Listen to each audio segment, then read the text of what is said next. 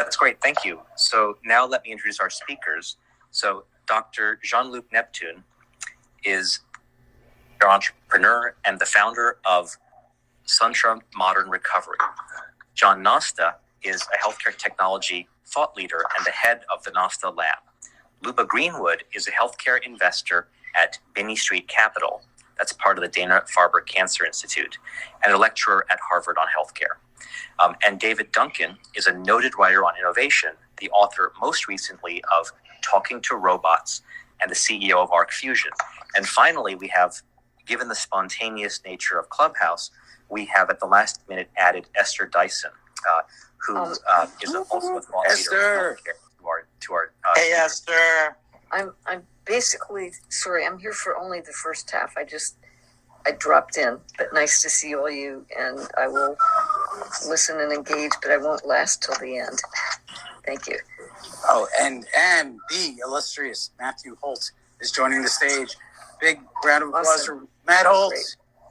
It's also with some trepidation. I just got asked to add Matt Holt to the speaker list as well, and so I reluctantly have agreed. So Matt, I'm only here to see JL be replaced. Actually, I'm the one that approved Matt Holt to come to the stage, so that's the problem when you bring that starter. We bring the crowd. And we'll try to suffer like through Matthew. I mean, he says smart things every so often. Great. So, and I'm Steve Wardell. I'm a consultant to digital health companies on growth and fundraising issues, and I'm the author of The Future of Digital Health. I'm the host of our conversation tonight. I run a podcast called Digital Health Investor Talk. Tonight's conversation is recorded and is intended to be used as a podcast episode. This is not investment, not your investment advisors. Let me start by pointing to a famous troll by investor Vinod Khosla, who said that technology will do 80% of what doctors do. So something special about our guest tonight is that each one of our speakers arrives here with their own fully formed views of what the technology revolution means for medicine and what a doctorless future could look like. So why don't we start with the originator of this topic is Jean-Luc. Is it Jean-Luc or Jean-Luc? Jean-Luc, but you can call me JL. Most people call me JL. That's great. So why don't we seek to do about a 5-minute talk by each of our speakers on just tell us what you mean by a doctorless future of medicine. Okay, 5 minutes. I'll keep an eye on the clock. And thank you to everybody for joining us today. I remember the day that Vinod Khosla tweet came out. I think it was a tweet, or I think it was actually a comment at a panel. And I just remember how much it stirred up anger from my physician colleagues, and certainly got my attention, And I think that Vinod Khosla was being intentionally trolling at that time, but I think he was pointing at something that I think is true for the future. And I think that the honest truth is that as our AI technologies and related technologies improve, I think machines are going to increasingly be able to do functions that physicians currently do right now. And I think for a lot of people who are not in medicine, let's say, or, who are, not close to what's going on in digital health technology, I think that seems far-fetched. But if you look at what's happening, let's say, in the diagnostic laboratory. So my father was a physician. He passed away in 2013.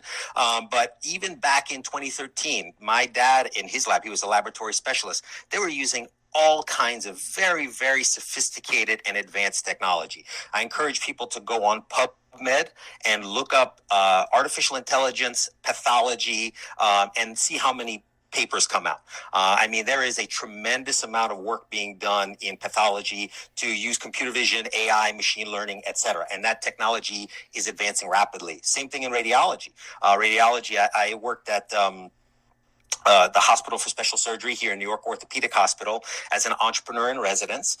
They had a company that they spun out called Imogen that used computer vision to detect radial fractures, so a radiology indication. And the technology that they have, the product is called OsteoDetect. That product was approved by the FDA 2 years ago. I think that the technology we're already in sort of this early phase of using these technologies. And I think a lot of people tend to think about these technologies as growing in a sort of a linear fashion, right? But as we know from many technologies, let's say solar is a great example, a lot of technologies, certainly in terms of their capability to compete in the market, often grow in an exponential fashion, right? So I'm old enough to remember when solar technologies were going to be, a swan song, or solar technologies were far-fetched, an idea that might never come. I have a friend who works in solar. Unsubsidized solar now is basically on par with a lot of other energy technologies, and will probably continue to improve and be more efficient than other technologies soon.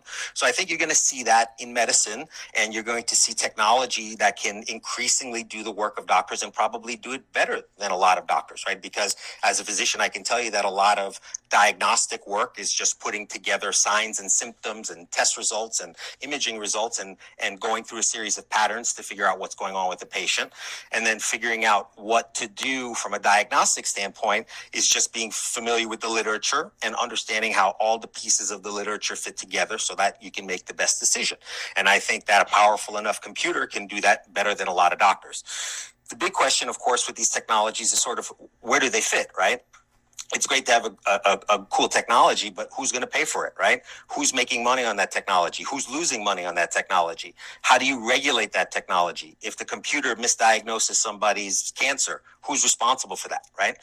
So I think that those are things that are probably going to lag the development of the technology. And then the last thing I'd say is I think people don't really understand what doctors are supposed to do. And I think that doctors are doing a lot of things that doctors shouldn't be doing now, right? Doctors are spending hours and hours inputting data into EMR systems. That's not a good use of doctor time. I would love to see AI technology that can address those issues and make it easier for me to write notes rather than me having to spend all this extra time writing notes after I see patients. And I think that the real role of a doctor is an advisor, a counselor, a supporter, a coach. We're going to talk about that a little later. And I think that doctors need to be working at the highest level of their cognitive ability and doing things that computers can't do at the moment. So I think that we will, in summary, get to a point where AI can do everything that doctors can do in terms of lower level cognitive processing. And I think that the hope is, as we get there, doctors can focus more on doing the higher level stuff, the emotive stuff that computers can't do. Yeah, I'd say we really are in the age more of and where we want to be, just like as you said, Jean-Luc, is more of augmentation, physician augmentation, rather than complete replacement of physicians and doctorless future. Some of the things that you mentioned, absolutely, we have amazing technologies that we have right now. We're developing, as you said, with cancer. We know that some diagnostics, for example, I was with Google before, we looked into diabetic retinopathy. We're able to detect that better in an ophthalmologist. We're able to have other diagnostics, such as diagnosing metastasis of breast cancer, that again was done better and faster than an oncologist and a pathologist. However, at the same time, there are many issues that we still have to overcome, and not just in the near future, but even in the future, even 2, 3, 5 years from now, which is the computing power, as you mentioned. And then the second piece that is still tough is how is it going to be part of the workflow? So that we're still struggling and working on. And I would say the third is the bias in the data that we're using. You did mention, of course, we could use a lot of the data that we see from publications, and then also health data. But not all data is the same, and there's quite a bit of bias and just inherent bias in how some of these data sets are put together and who's putting and annotating them. So I'm very excited about the future, but we have to be careful about where we're going with augmentation of physician tasks. That's great. And let me just jump in for a second. So, Jean-Luc, let me throw out a proposition, which is that by 2025 in the U.S. healthcare system, AI will replace 80% of what doctors do. So would you be in favor of that or against that? If the over-under, way over. I'd bet the over. I'd say it's at least 10 years before I think you see, and again, remember, it's specialty by specialty. So the pathologist and the radiologist may see this sooner. But I think that in terms of the median patient experience, I don't think you see AI technology being detectable by the patient for at least another 10 years. Wow. And let's move on to Esther Dyson because she has to leave soon. But let me go back to Luba for 1 second and just say, Luba, same proposition. in the U.S. healthcare system by 2025, will AI replace 80% of what doctors do? Do you want to be on one side or the other of that? I would love for that to happen, but realistically, knowing where we are today with the technologies that we have, that would not be the case. However, by 2025, we will be closer to it in terms of not what the physicians do, but with the physician support tasks and triaging tasks. So a lot of things that are on the table right now that providers have to do or physicians have to do, for example, with respect to clinical trials, we certainly can see a faster move there. So healthcare famously always slow, always behind other sectors, and we're hearing a vote from two of our speakers that healthcare is going to continue to lag other sectors. So Esther, why don't I hand it over to you, and just the general thought is, do you have a vision of a doctorless future of medicine, or what is your reaction to that proposition? It looks like you may be on mute.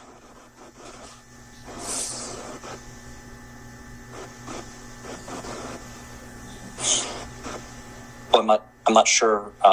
There's something that appears to be wrong there. So why don't we move on to John Nosta? And for just 5 minutes, John, can you give us your thoughts on a doctorless future of medicine? Any views you have on that? And John, looks like you're on mute as well. Okay. I just said my most brilliant thing while on mute, so I don't know if I can recall it. We'll just applaud and be done, John. Matt, it only took you 3 seconds to chime in. It's a new world record. Number one, I think that Khosla underestimated the reality. Number two, when I look at the title of this talk, I want to change it to the humanless future and get the doctors completely out of the argument. I think that the changes are that bold and that dramatic. And I think that as we look to 2025, we have to look at that in the context of what JL said, and that's an exponential curve. So it's not linear. We can't look at this and say, well, in 2 to 3 to 4 to 5 years, we'll see such and such a percentage. That will put us very early on in the trajectory. It'll be a steeper part of the trajectory. So I'm much more bullish, if I can use that expression, with respect to technology. And I find we spend a lot of our time finding out how technology fits into medicine, when the prevailing question for me may be, how does medicine fit into technology? Because I think that is really the arbiter of the fundamental dynamics of clinical care and medical practice. And, when we talk about the physician and cognitive function and all that kind of stuff, and cognitive ability and heavy lifting, that's going to be turned on its head. I think that's going to be fundamentally changed. So my perspective is for deeper, bolder, dramatic changes in the not too distant future. It's actually, today we heard about a company that has robots that do all the functions of a medical assistant, and it's just going to keep going up the scale, up the ladder of care providers. That is already in 50 locations, and they've already seen 5,000 patients. And it's coming out of India. It's a robot, and it takes your temperature, does all that stuff, captures all your information. I mean, this is the future. It's happening now. But again, I just find it very interesting that we're looking at how technology fits into medicine, how a robot can take a temperature. And I think that sort of human perspective is going to miss the point. And John, to conclude, the proposition that in the U.S. healthcare system by 2025, that AI will replace 80% of what doctors do, would you be in favor, or what side of that proposition do you come out on? I'm going to sit on the fence, but I don't think it's as unlikely as people say. Great. So now to Esther, can you join us, and do you have 5 minutes of thoughts on a doctorless future of medicine? Yes. Oh, sorry. I'm new at this, and I think we're sort of mixing up medical tasks can be performed, AI and bots and all kinds of things with, whether it's the doctor or the nurse or the caregiver.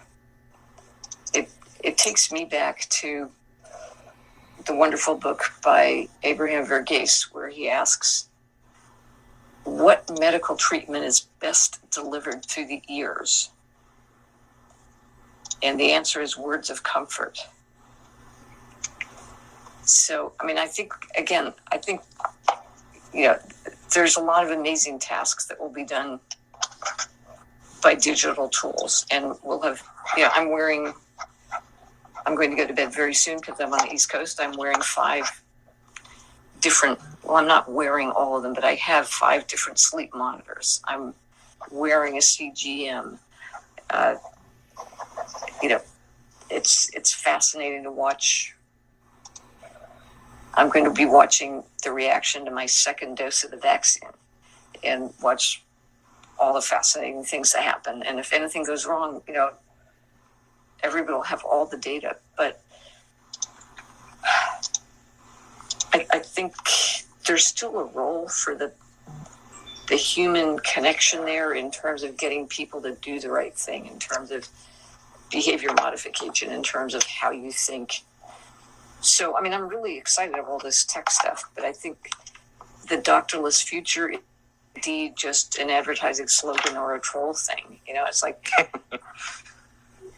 I think it's overstatement designed to impress rather than a reality. You know, we're heading in that direction, sure, but there's no way we want to get there.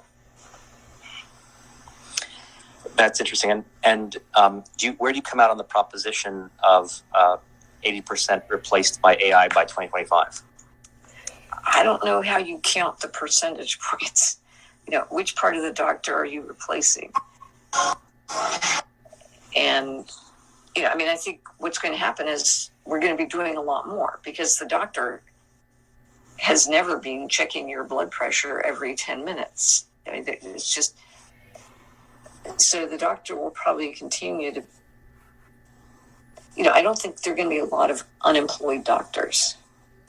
But I think they're going to have a lot more information at their disposal. I think a lot of things that doctors used to do will be done by machines. And so the doctors will be able to do more of what they really do best, which is understand their patients. I mean, I think the greatest luxury in the world is to have a doctor who will recognize you if they meet you in the drugstore or even the grocery store.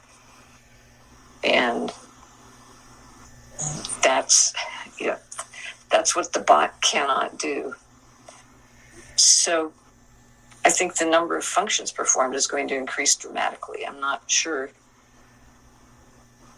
I think we're just measuring the wrong change in a sense. If you say 80% of the doctor's tasks will be done elsewhere, more of the doctor's tasks will be done more. So that's important because if you're measuring the wrong thing, then you'll never go in the right direction. Jean-Luc, you were going to start an argument? I think we'll not start an argument, but just push back on John a little bit. Look, I want to be optimistic. I want the healthcare system to advance quickly. I want doctors to be able to do more substantive and meaningful work, right? I mean, remember, physician burnout is intimately tied to the fact that doctors do a lot of stuff they shouldn't be doing. But I think you have to remember there's technology that has to be integrated into a healthcare system, into a provider culture, and that doesn't change overnight, right? And the example I'd like to use is, you know, the American Recovery and Reinvestment Act is 2009. I think that act provides $20 billion of investment for EMRs. Everybody's excited. We're going to spend the next 10 years building EMRs. It's going to fundamentally change healthcare. And you know what? It's 2021, and most doctors have an EMR on their desk that they hate, that sucks, that makes their life worse. You know, and we still don't have computers that are able to talk to each other and share information. And in a lot of ways, you know, I think healthcare has gotten worse because of EMRs. If you look at telemedicine, right, we're a year into a pandemic. We've proven that telemedicine works, right? That video visits work that can help people. And we're still debating, like, how are we going to pay for it? How are we going to regulate it? How is somebody in Montana going to talk to New York? So I think, yes, the technology, and I alluded to this before, I think the pace of the technology is going to increase tremendously fast. And you're going to see technology that's capable of doing incredible things. But it's got to be integrated into a real world that changes much more slowly than the technology changes. And the real world is you can't get your vaccine if you're Black because, all the white people are coming into your neighborhood first. And the whole, people are using Eventbrite to book vaccines in Florida. It's crazy. So let me now introduce Duncan. And so, David, we'd love to get your take on the Doctorless future of medicine. Oh, thank you. And I appreciate you putting this together, Stephen, and hi to everybody on stage, including some friends. And great to be here. I wanted to follow up on what Esther was saying and a little bit of what Jean-Luc or JL was saying.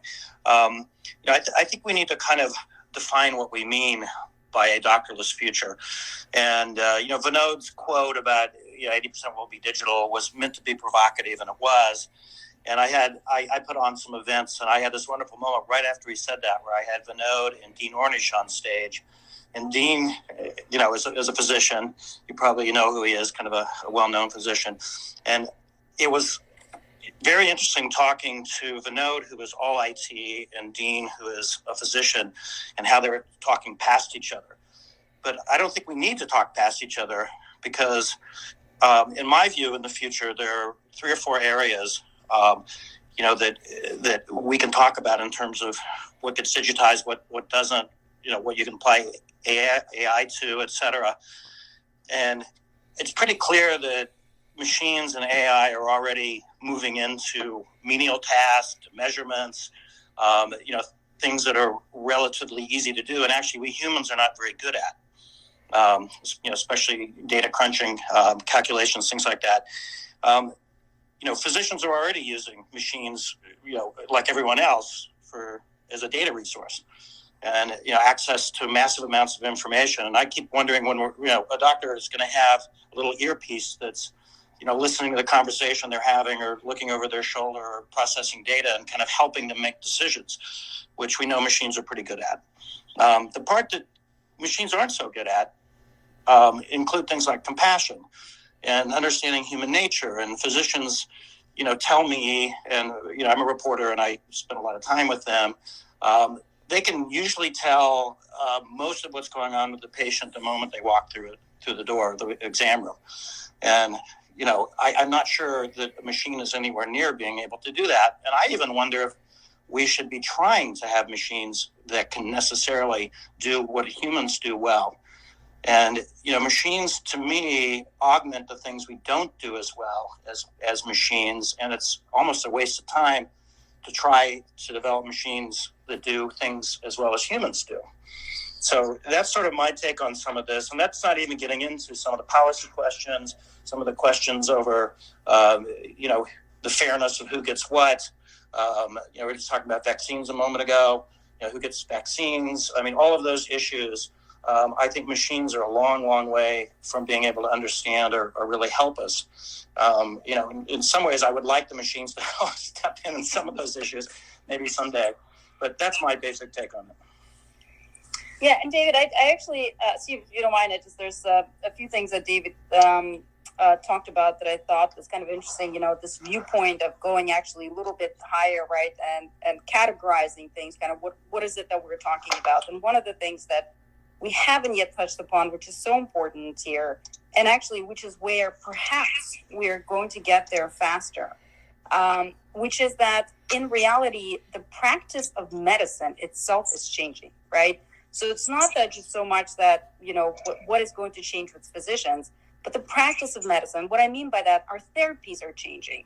Our therapies, if you compare our therapies today to therapies even 5 years ago, we have more personalized therapies than we ever had, right? And they're being approved by tens, by hundreds. And diagnostics are becoming much more specific to a particular therapy. We now have companion diagnostics, for example, that go together with therapies. so that the companion is what actually is made and approved by the FDA to guide the physician to provide the proper therapy. There's so many different personalized therapies, and not just oncology. People they concentrate on a lot of actually AI and a lot of the sort of what we see right now with machine learning that is happening is in the area of oncology. But soon that's going to be going into CNS. We already see that going into CNS, already going into immunology. So we have to also be mindful that the therapies themselves are changing. And just as David mentioned, there's some tasks that are really hard for a human to do. So for example, if you are an oncologist and trying to keep track of what's the best line therapy, why do that if you can have a company like, for example, CellWorks, right, that can figure that out for you? If you are, for example, trying to figure out what is the therapy that you need for CNS, for ADHD child, there are already therapies and companies that are personalizing that therapy and finding biomarkers specifically to identify that patient. So instead of saying this kid is somewhere on ADHD spectrum, you can actually identify who that child is and find through computer modeling. It doesn't have to be AI, just pure analysis, find specifically that therapy for that child. So I do want to bring that up because that's important to understand where therapy and diagnostics and tools themselves are going. And tools, you see where they're going right now. We have heart monitors and implants, for example, knee replacement, hip replacement, that already come with sensors internally that help, for example, that patient and the physician track that patient and see how that patient is recovering. That's great. And so in the spirit of Clubhouse, by the way, I just took a couple risks. The first risk is I just invited to be a speaker, Dr. Almatma, who wanted to join our discussion. And so we'll get to you in just a moment, Doctor. And the second risk is I want to invite Matt Holt to address the topic. Colette, if I have to call your names again and come downstairs, you're feeling very brave. So the Doctorless future of medicine. Would love to get your take on that future, Matt. Guys, can you hear me okay? Because I'm using the weird headset. I didn't hear you call. Yes, no? I think we are hearing some background noise, but go ahead. That's my wife and kids shouting at each other. That's just going on. All right. I mean, I think there are probably three things that are worth just noticing. So one is, if you see Millennium Man with Robin Williams or the Prometheus, right, the science fiction, there's no doubt that eventually the AI will get a competent humanoid imitation that will be an excellent physician. Right? So that's going to happen eventually, but it's probably 200 years away.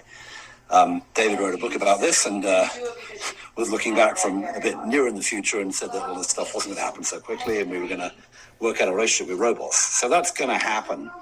But, it's worth noting that Vinod, and I think when you probably alluded to this, David, Vinod basically walked back his trolling pretty quickly. I had him on stage, 2 years later after that comment. And he basically just said, no, it's 80% of what it's 80% of their task will be changed and augmented and it'll be different. Not that 80% of them will be replaced. And then we got into a spat and he said, look, I don't think that if you get into a plane, even though the plane can fly itself, basically, that you'll actually ever want to get on a plane without a pilot. And the only time I ever shut him up was when I said, well, okay, would you get in a driverless car? And he went, oh, yes, I get in a driverless car. And I said, well, what's the difference? But, it's coming, right? But it's clearly going to change, have to be done segment by segment. And then we get to what JL alluded to, which is the way that the healthcare system is ossified in its tracks. And the healthcare system, don't forget, is running in the US and in most other countries the way it was designed in either the 20s, the 30s, or maybe the 40s, or maybe you go to Canada, the 60s, right? It was designed in primarily a piecework or a global budget system, depending where you are in the world. And, we pay people the way the Blue Cross of Texas, the school district started paying people in 1932 or whatever the year was. And we haven't really changed that much. Medicare adopted that. And there's all this quite change about it.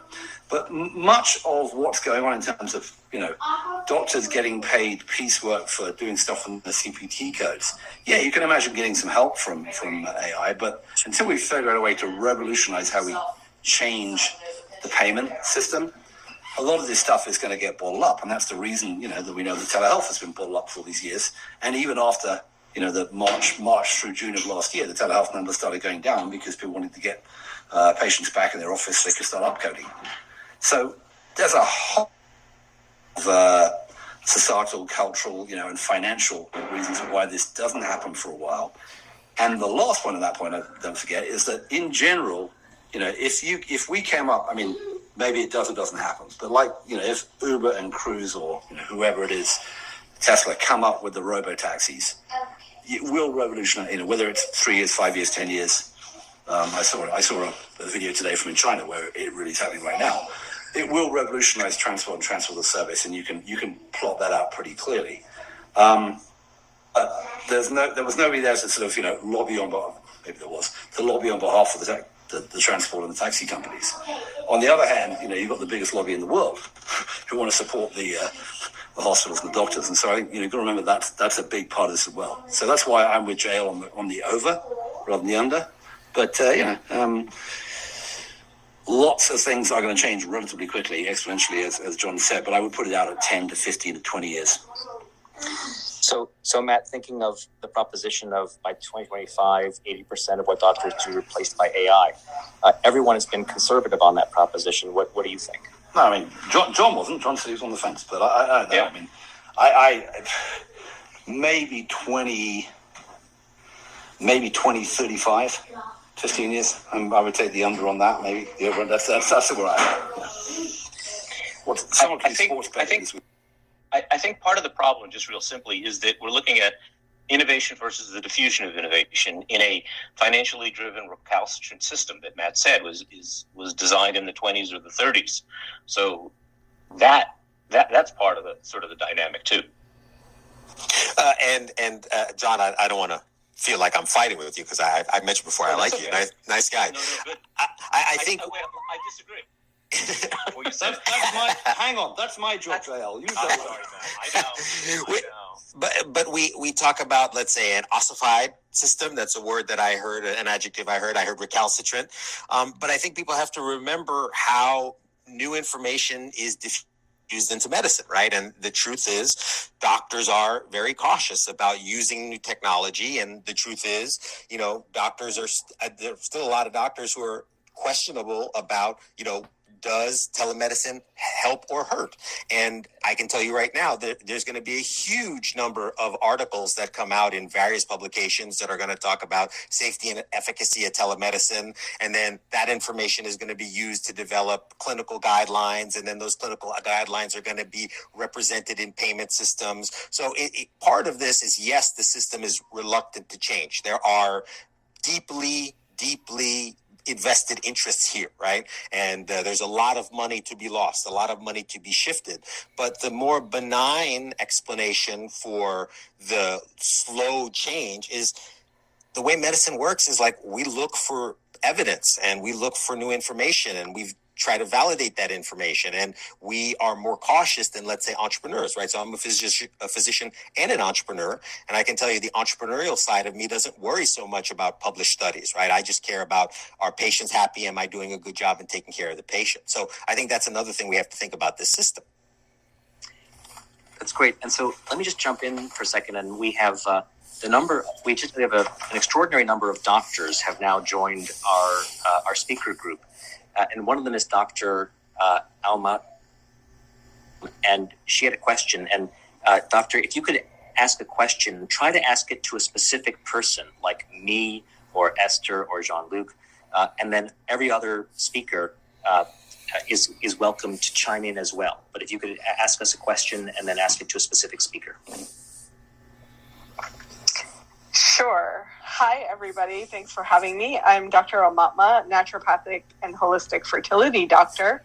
And I guess my question would be most directed to John, who I heard say pretty strongly that he believes that there can be a doctorless future. And my question is, how do we account for the doctor-patient relationship in this conversation?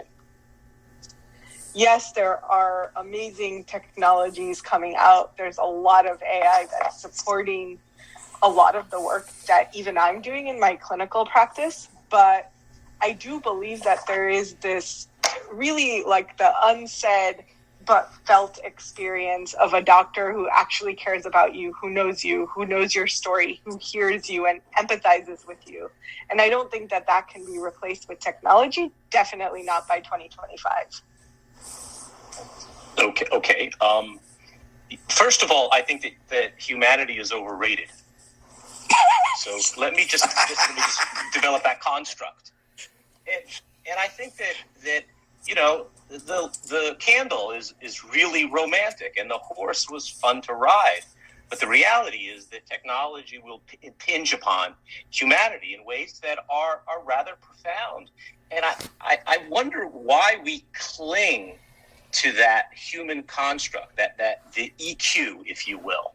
You know, there's the IQ, the EQ, the empathy, and to think that technology cannot become empathetic, I don't believe that. I think that's just not. I mean, I'd love to hear what Matt says about that. Of course, I'm pushing boundaries here, but I think that sacrosanct doctor-patient relationship is something that we cling to as sort of a vestigial component to sort of dig in a little bit. So, call me crazy. I'm sure I'll be called worse than that. No, but can I just say, I mean, have you seen who is in the back end actually putting together, for example, you know, the AI-guided clinical decision support tools? I mean, these are 22-year-old kids. They're not physicians. So the idea that we could, yes, of course, we could. Well, thank God they're not physicians. Well, but it would be nice if they sat together with a physician.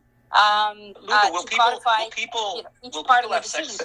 Will people have sex with robotic dolls and have emotionally satisfying experiences? Will they? I don't know about that, John, but I want to throw something else out, kind of the opposite of what you're saying. Why do you trust technology to that level when we already know that? I mean, you know, I actually am more afraid of stupid robots than I am smart robots. And, you know, we're at a stage now, we're kind of on the cusp of having so much of our lives already is, you know, being run by AI programs and robots and things.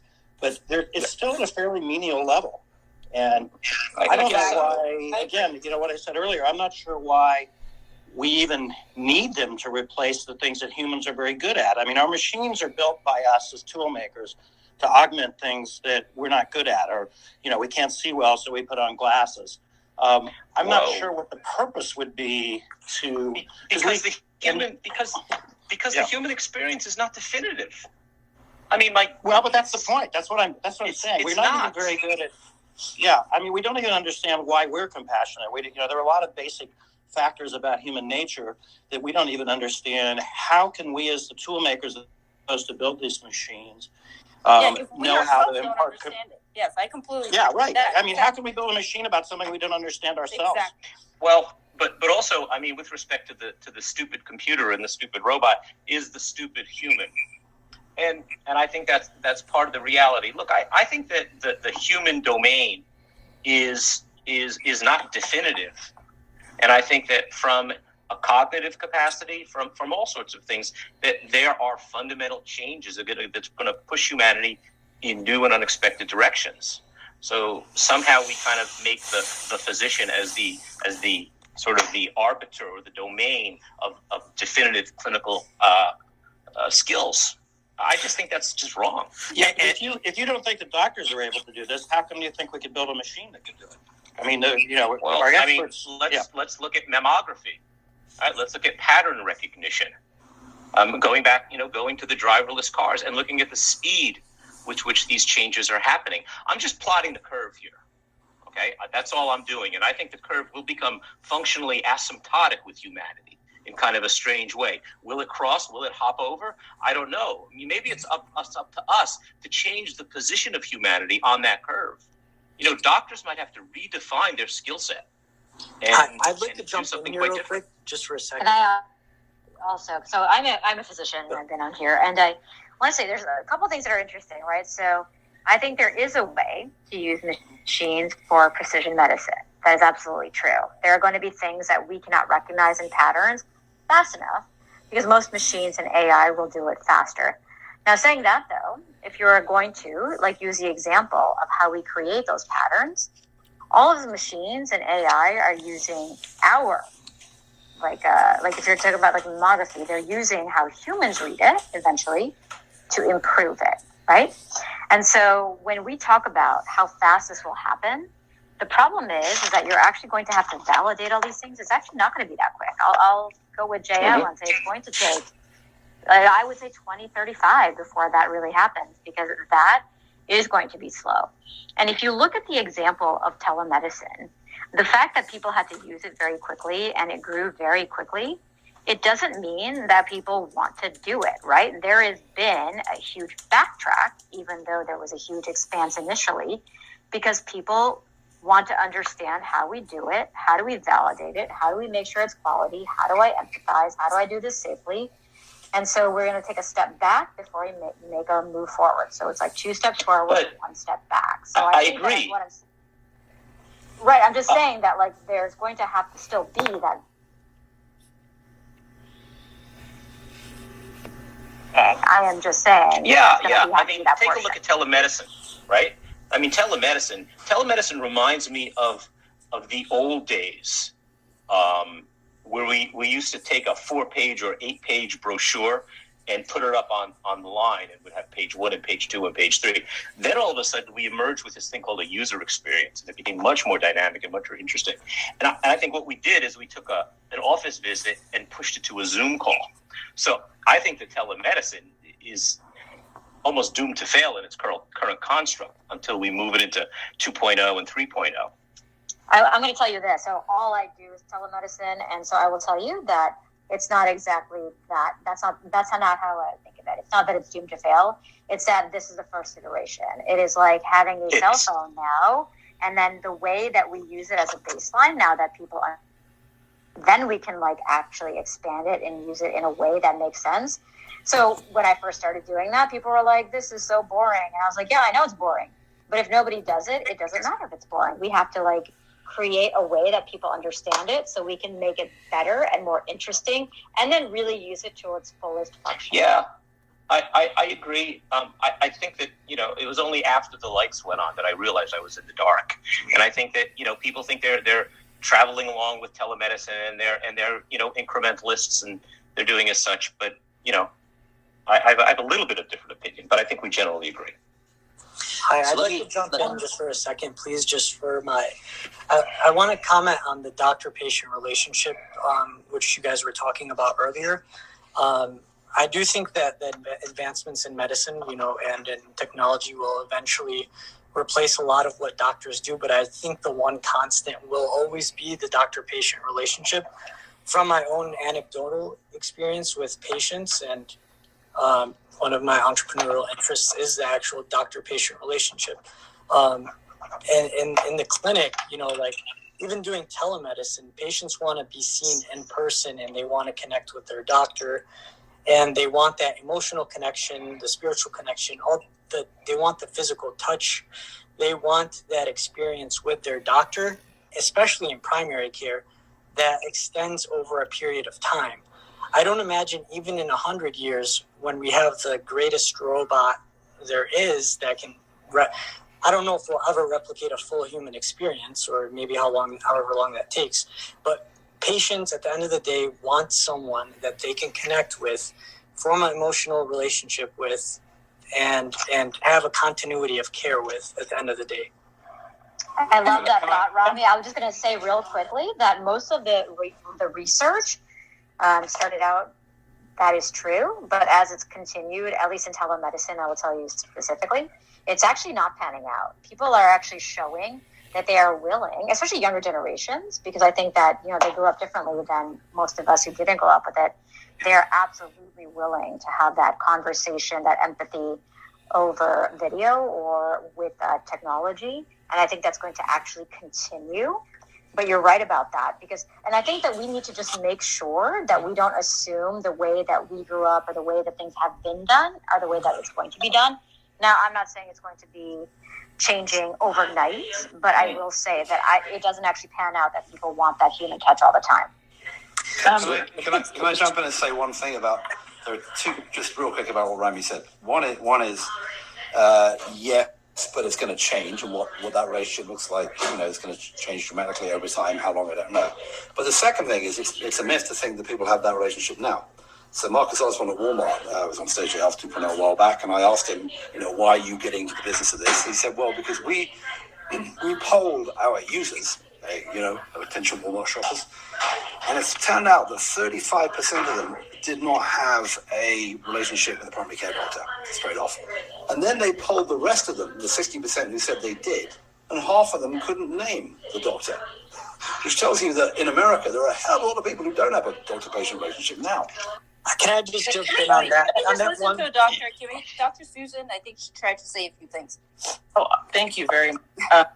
So I am, my name is Dr. Susan. I am a head and neck surgeon. So this topic is, sort of triggering for me because it's like, I don't think anybody, AI could replace what I do with the nuance that I have to execute in my position. But I did want to speak to the patient-physician relationship, hearing the back and forth. And I agree with those that have said, I believe it's the Achilles heel. It's going to be the Achilles heel of AI because, the human experience is not algorithmic. It just isn't. And it's not even really about the empathy and the compassion and all that stuff that, a patient to physician relationship can have. I mean, in my bedside manner personally, I use small talk, I use humor, I gauge my patients in real time and try and use things outside of medicine to build a relationship with that. And if you look at subjective evaluations of that, something like health grades or doctor's reviews, what do patients typically say? They comment on the experience. Oh, he was a nice doctor. Oh, he was sweet. He listened. He this, he that. That's what patients want because that's what they're putting in their reviews.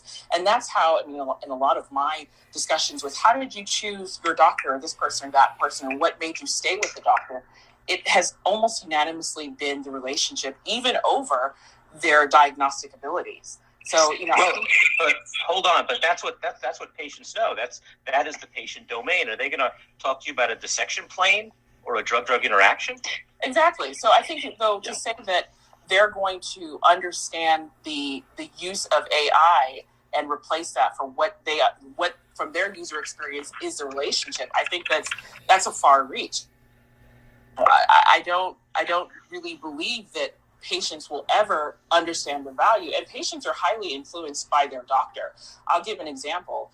Technology that's new, if I say to my patient, oh, I don't like that, don't use it, most of my patients will listen to me. So, I think that's the other thing too. Patients really look to their doctor to guide them, even when you're talking about new technologies. I just don't think it's ever, even in a million years, going to be replaceable because people completely underestimate how important that relationship is. Well, I think a fabulous role for AI in the future is to allow doctors to do the things you're describing. I mean, so many physicians now are having, you sit there and do notes all day. There are a lot of menial tasks that physicians and caregivers that could be passed on better to machines. And, the EMRs are pretty horrible in most places. Some doctors tell me they take longer to do than they used to do when you didn't have them. And so, we clearly need to ramp these up, but nobody's really talked about here the real use for these machines is to allow doctors to have more time and, to be able to focus on their patients and have those interactions. And that's what I think we'll have, hopefully. That's what I'd like to have. I'm a little skeptic about a lot of this, but I think by 2025, 2030, whatever date you want to throw in there, if we could have that or a version of that, I think that would be success to me. And I 100% agree with you. And one of the things I actually wrote down was I would prefer to see a world where AI increased our efficiency and decreased redundancy, and where AI was built with doctors in mind and with doctors as partners in the development and implementation of it. Oftentimes I see in, the medical technology space that doctors are sort of, the last to know, so to speak, and new technology is built, and then doctors are scrambling because their patients are telling them, oh, I heard about this, do you know how to use it? I would prefer a world, just like David described, more aggressively getting doctors involved in the process so we can be sure this technology is truly adopted. I think that's interesting. Oh, go ahead. Oh, sorry. One thing I just wanted. Go ahead. I was going to say, what about remote monitoring? Because that way, when you use the technology, it's acting like a surrogate and a partner with the physician. So I love the idea of voice technology. And so imagine if you've got some type of smart microphone in your home and it's listening for a particular cough, or it's listening to the sound of your voice, or it's listening to the intonation. And that is, as I'm sure many of you will know, just by the sound of the voice, we can detect mental health issues, we can detect cognitive decline, we can detect coronary artery disease, we can detect so much from the sound of our voice. And that remote monitoring is an assistant to the physician and alerts the person when to go and see their doctor. Let me jump in there, because I think you touched on something that's really interesting, and that's the notion of voice. Because why can't technology become an empathetic partner in care? Voice, AI and technology can recognize stress, can recognize things that become a partner in empathy. So I don't think the empathy is the exclusive domain of the clinician. I think, so I'm a physician, I'm a transplant hepatologist, and I think everybody's making excellent points here, and that there isn't as much conflict as we see, but we need to see each other's points. So I actually do a lot of remote monitoring with my patients to catch their early signs of liver disease. But you have to make sure that the data being filtered to the doctor is usable, garbage in, garbage out. And if you give somebody a lot of, say, iPhone readings, like your Apple Watch readings, we're stuck with a lot of data that may mean nothing, that we may be liable for if, God forbid, an arrhythmia happens, right? So we need to make sure that we're not just in this kind of race to provide data, thinking we're making doctors' lives easier, when in fact we may make it a nightmare, And on the flip side, is this data even meaningful, or are we just excited that we've created 10,000 data points per patient? Do those 10,000 data points mean anything? I mean, I think that's really important, actually. I wrote a book called Experimental Man, and I went out and got basically every test you could possibly take for a healthy person. And I mean, I have literally, probably hundreds of thousands of data points.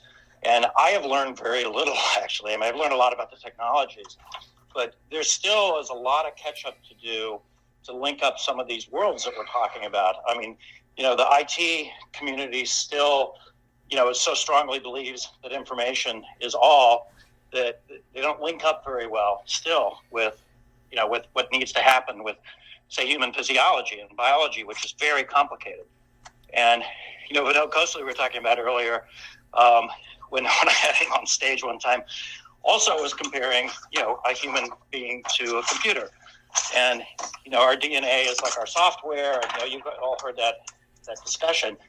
And, I had a physician, Ornish, on the stage who was just shaking his head. I mean, because the reality is that we don't know that much about the human body.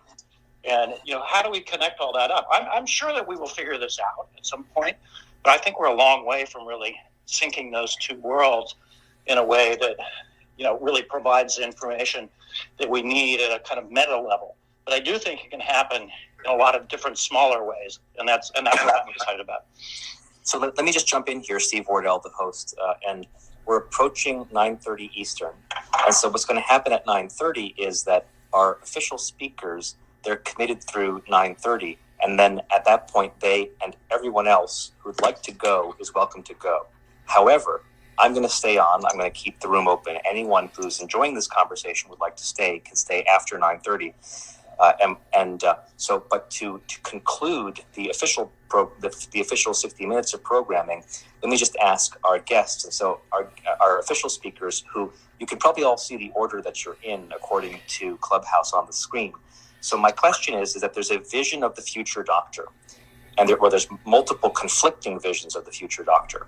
So one vision of the future doctor is that this is the ultimate knowledge worker, and this doctor is sitting in front of a big screen and doesn't really see patients, but they get one case, one chart after the next. And they're that decision maker in the loop who's making these decisions that need the human input. And they see 300 cases a day, and they're better than they were, and they treat better than they treated before. That's the knowledge worker vision of the doctor. The second vision of the doctor is the coach. So this doctor doesn't need advanced medical training and doesn't need to have memorized textbooks. No one's ever going to need to memorize textbooks again. Instead, this doctor is recruited and trained for human skills and is helping that cancer patient who is on a multi-year journey get to the next step of that multi-year journey through. And then there's other visions of a doctor, of a future doctor. So starting briefly with David and moving through our other official speakers, do you think, which of these do you prefer, or do you have option C, your own vision of the future doctor? Well, I'll be really quick because I typically talk too much, and I apologize for that. But I think it's going to be an amalgam of all of that. I think, we will still have highly trained people, but they'll be trained in different things because the machines are already helping us learn more quickly. I mean, you have surgical robots, you have different things that are moving in on certain areas. But I think you will still need to be highly trained to deal with patients, to deal on the issues of compassion and, how to get somebody, you were talking about the next stage of cancer. Well, that could be that you aren't going to survive, and a physician needs to hold your hand, and that's something that doctors are trained for now.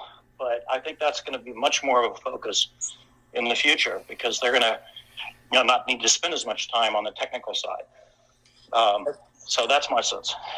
I'd like to tie a few things together here, and this is going back to what Matthew said about patients already not really getting that kind of care where they get that really close relationship with their doctor. But I do see a growing movement right now of people actually opting out of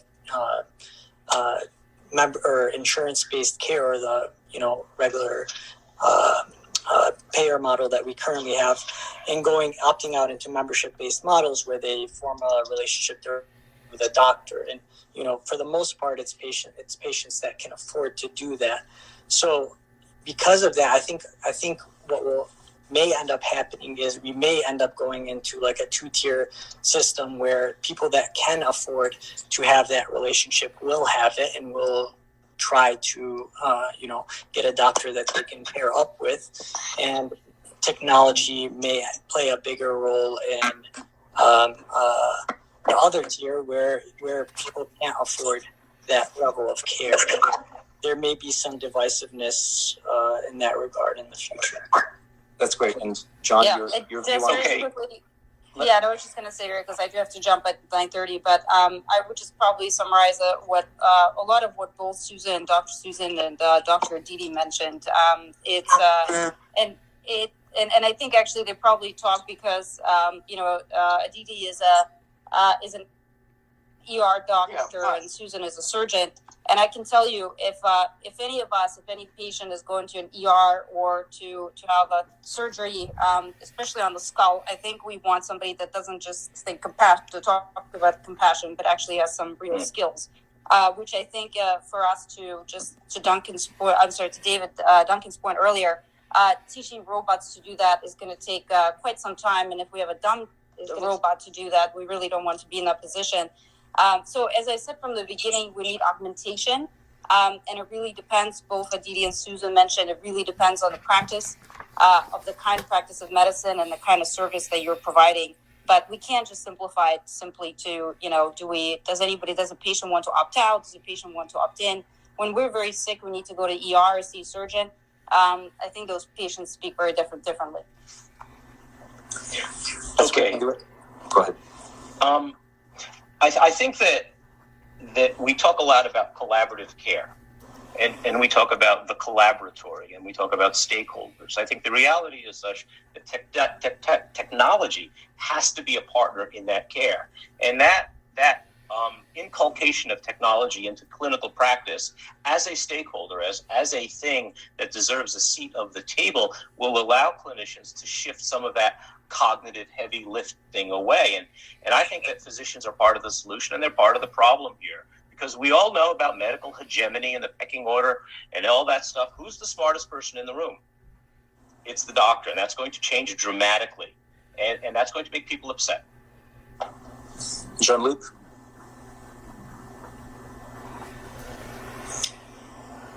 We're not hearing anything, Jean-Luc. Let me shift to Matthew. Matthew, Sorry, no, I'm good. I'm sorry. I'm sorry. Sorry about that. So, as I mentioned in our little pre-discussion, I think about a third model, right? I think about a physician as a general manager, right? If you think the physician is the most trained and the most knowledgeable person in the system, but not the only person who can contribute in the care of a patient. And I believe that there is a long list of providers of varying levels of training who can be part of a patient's care. The problem that we have now is that we have, as Matthew mentioned, a piece by piece framework for paying doctors, right? And that system essentially drives a lot of the payment toward physicians and not toward certified peer educators and other types of providers who can be helpful. And I talk about this from the standpoint of working in addiction. So I see a future where we have a very different way of paying for healthcare, maybe more perspective, more of a budget that has to be spent. And the physician is a general manager who is helping patients to most effectively allocate resources to get the care that they need. And whether the care they need is from a human provider or some type of technology, it doesn't matter. It comes down to what's going to provide the best outcomes for the patient and hopefully with the highest quality and hopefully the lowest cost as well. Great. I'll just jump in and finish up by saying that, as JL's on, he's an Arsenal fan. I'll talk about Arsene Wenger, who was the Arsenal coach who basically was one of the first guys to bring sort of science into soccer. And if you pay attention to soccer now compared to 30 years ago when I was standing on the terraces at Stamford Bridge, getting the back of my neck soaking wet in the rain, and God knows what else. It's very different because the coach has now got all this science around him, usually him or her, and they have all this data on the players that they never had, right? But nonetheless, in the end, they're still making sort of gut check decisions about a lot of science is involved in taking players off and putting them on and tactics, and the players are much more intensely monitored than they were 20, 30 years ago. And that's across the board in sports, and that's just because there's so much money involved in sports, that's going to eventually trickle out into things like healthcare. And I think that there are going to be a certain type of physician who thrive in that environment and become, as JL says, a sort of general manager, coach, if you like, running a team. There is going to be a lot along, thank Dr. Susan and Vandana and Dr. Didi, the others on it who are actually doing real technical tasks. It's going to be a while before those get replaced. I mean, your careers are safe for now. It's assuming you're in your prime of surgery for another decade or two. It's not going to be, but it's probably not. Your kids are probably not going to grow up and have that job because robotics is going to be that good in 30, 40 years' time. And so, I think overall we can see the future. The problem we've got is that we still have the Flexner Report medical education system, and as I mentioned, we still have the 1930s payment system. So the problem we got is that we are still generating in this country far too many specialists, and a lot of them are not of the quality we need them to be. And at some point, that's got to change because they're too expensive, and we have too much unnecessary surgery and all that kind of good stuff. We all know the data on that. And we've somehow got to sort of realize that the technology is pushing very fast here, but the reforms that we should have made and we tried to make, 20, 30 years ago, certainly 10 years ago, haven't bitten yet, and they've got to bite first before we can put the AI into the system, or else, I think it's going to be a bit of a mess. But I do see encouragement. I do see JL as the Arsene Wenger of addiction and medicine in 10 years' time. It can be, and I think we will get that. I just want to add one last thing that, when we're talking about the fact that we're going to have a doctorless future of medicine, like we're talking about, there have been so many fields where we talk about how there's not going to be a human component anymore. And all of them have changed over much less quickly than we assumed. Because I think when we think of a doctor, we think of it in a certain way. And then we also assume that every doctor that exists wants their job to be the way it is now. So when we think about it, there's probably always going to be some version of a doctor. But yes, it may change what their function is and what they do. But that doesn't mean there's going to be no doctors in this future of medicine. And that's all I want to. And Luba, do you want to add anything? No, I completely agree with Aditi. It's there's going to be a doctor. It's just going to be, as I mentioned, augmentation. And my own view is that a doctor of the future will be a coach, that will have different kinds of people will be doctors, and that they will be at the side of the patient, walking them through this journey, helping them take advantage of the healthcare system, and they won't need to be as specialized in their expertise as they have been in the past. So with that, I'll conclude our formal programming, but those of you who'd like to stay on, stay on. And what I'd ask is that we have a number of audience members who've joined us as speakers, and all of them had at least one question in mind. And so if you haven't asked a question yet, now is your time to unmute and ask a question. And we may have people dropping off. So the format is to ask your question of a specific person. And then that person can answer the question. And then anyone who's in the speaker room can then also contribute and react to that as well. So so looking at our list, there's someone... Stephen, do you mind if I just ask a quick question of Matthew? Sure, yep. Yeah. So I was just responding. He commented about the, Robin Williams movie, and it's actually The Bicentennial Man, which is based on one of my favorite Asimov books, The Positronic Man.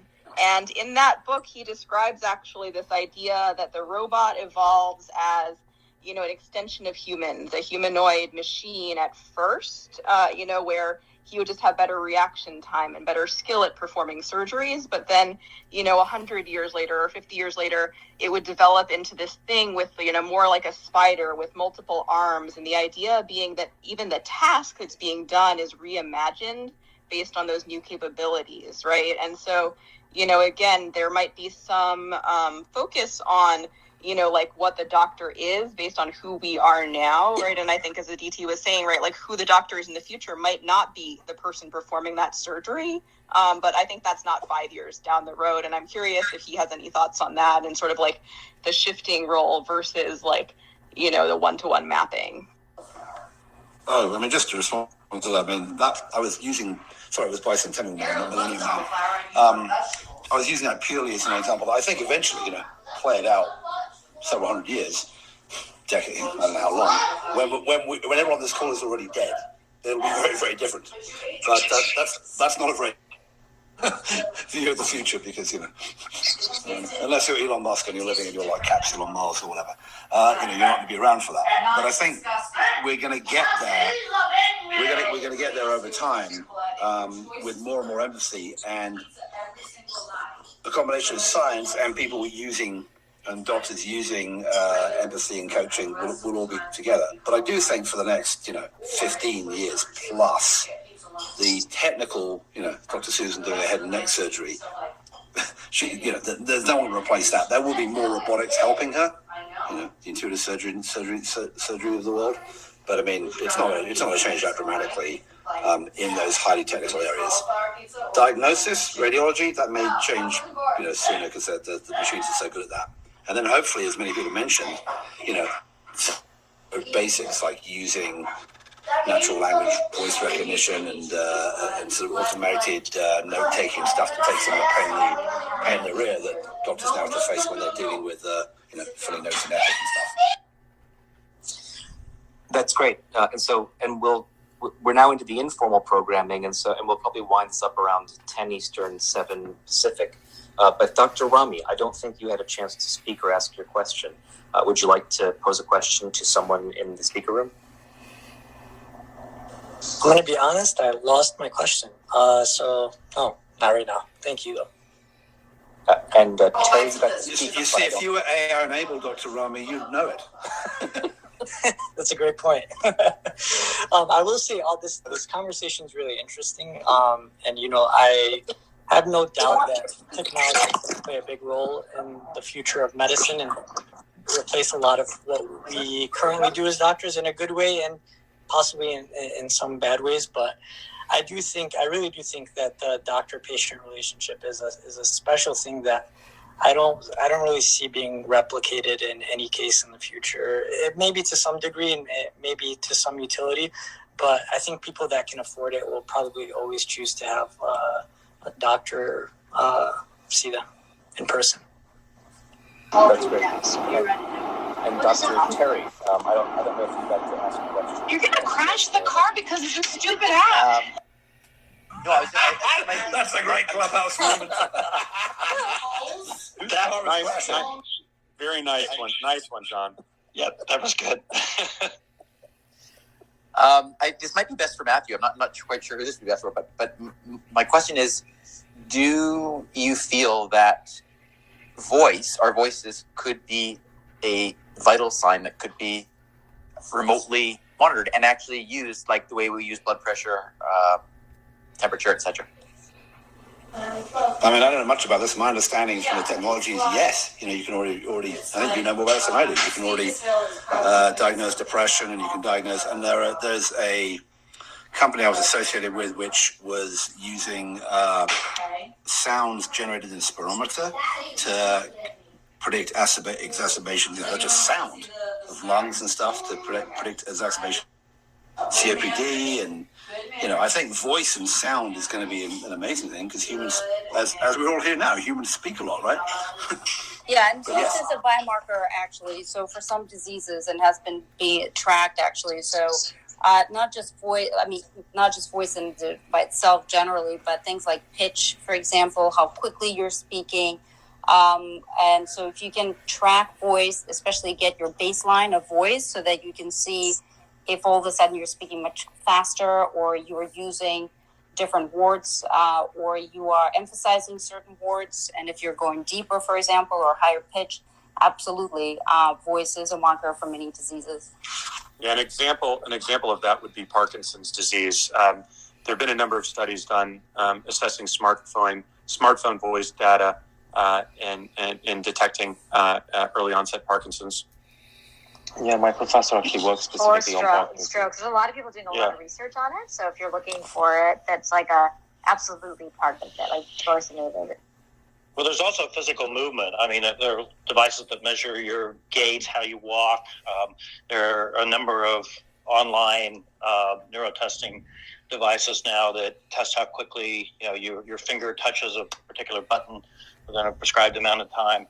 And yeah, I think there's going to be a lot. And we still, people talk about wearables all the time. They're still not really there.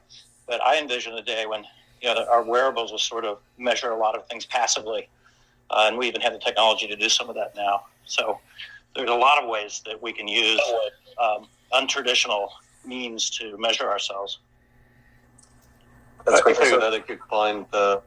I mean, actually there are a number of startups with a viable established commercial model with non-invasive monitoring at the patient side. For example, measuring autism, or ADHD using electrodermal current, right? I mean, or even non-invasive cardiac monitoring. So one of the trends that is there is this monitoring, this non-invasive monitoring is becoming so good that it is pretty much, gaining a lot of efficiencies in the system. For example, more than 52% of, hospital admissions for chronic conditions can be prevented if the monitoring itself is becoming better, right? So it's not necessarily replacing physician, but the monitoring is getting to a point that it is actually having a digital persona of the patient and can inform, and it gives that confidence that, okay, this is not really a critical condition. It is okay, so that it can gain some efficiencies for the system. Yeah. And it really is. I mean, it's an incredibly exciting time too. The fact that regulators are, of course, seeing the power in the future that remote patient monitoring can have, which is, of course, incentivizing tremendous amount of innovation around how to better do remote patient monitoring for across a number of different areas. I don't know how many of you have so far reviewed the most recent Physician 2021 reimbursement schedule, but we're seeing expanded reimbursement on the Medicare side for RPM, and we're even seeing a lot of private payers that are also now moving in the direction of supporting reimbursement. And as long as we continue to see that, we will see innovation, specifically in areas where new technologies can better reinforce RPM care. I actually had a call this morning with I'll just say the former CEO of one of the largest most recent acquisitions by another virtual care company around in the area of, let's just call it disease, like the digital therapeutic, or let's just refer to it as a digital clinic. And again, the belief there by many of the executives has been and continues to be that care will move to the home. And I know, Matthew, you brought up some really important points around what that could look like earlier. But it's exciting to see, and I'm happy to see that regulators are continuing to support it. Did the CEO insist you got up at 5 a.m. for the call? Because he tends to do that. Hint, hint, Matthew, hint, hint. That's great. Dangerous man. Denise, we haven't heard from you. Would you like to ask a question of someone in the speaker's room? Sure. Hello, everyone. My name is Denise. I am a physician also. I currently work as a hospitalist. And so for those that don't know, it's kind of the primary care physician in the hospital. And one thing that I learned when I started my position is that I am kind of a care manager. So kind of where the conversation was going before, where people were talking about maybe that there would be healthcare coaches and stuff when AI comes into play. I can see that kind of working, but my question is more like, now there's kind of a movement into, in the primary care world, into this thing called DPC, right? Direct primary care, where patients have a doctor, they pay them a set fee every month, say $50, and they can see that doctor as much as they want to. They get more personalized care. And the hope is that, you see your doctor more and, maybe we'll manage your diseases that get you sent to the hospital in the first place a little bit better. So I guess my question would be, along those lines, I think Jean-Luc was talking earlier about how perhaps that would be, the future where those that can afford to have a personal doctor would want to have a personal doctor more than, going to the ATM and telling an ATM-like machine like this, what do I do about, my diabetes or my high blood pressure? How can AI help make that more of a realistic reality for more people, right? Right now, our payer system is based on insurance. If you can't, afford insurance, it's more likely that you're not going to go to the hospital. You're not going to seek care. But how can AI help us solve our health equity issues?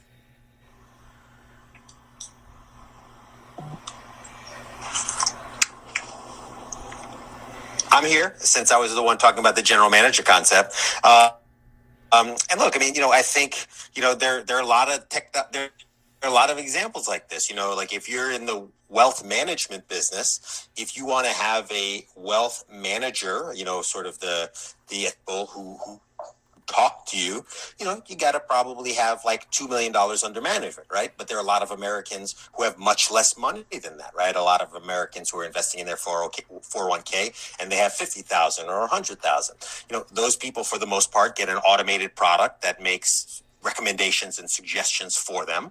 And I think most people are confident with that. I think most people are happy that at least they got some suggestion and not nothing, And then again, if you want to have somebody talk to you, then, you got to have 2 million. And if you want to have somebody who talks to you all the time, you got to have 20 million.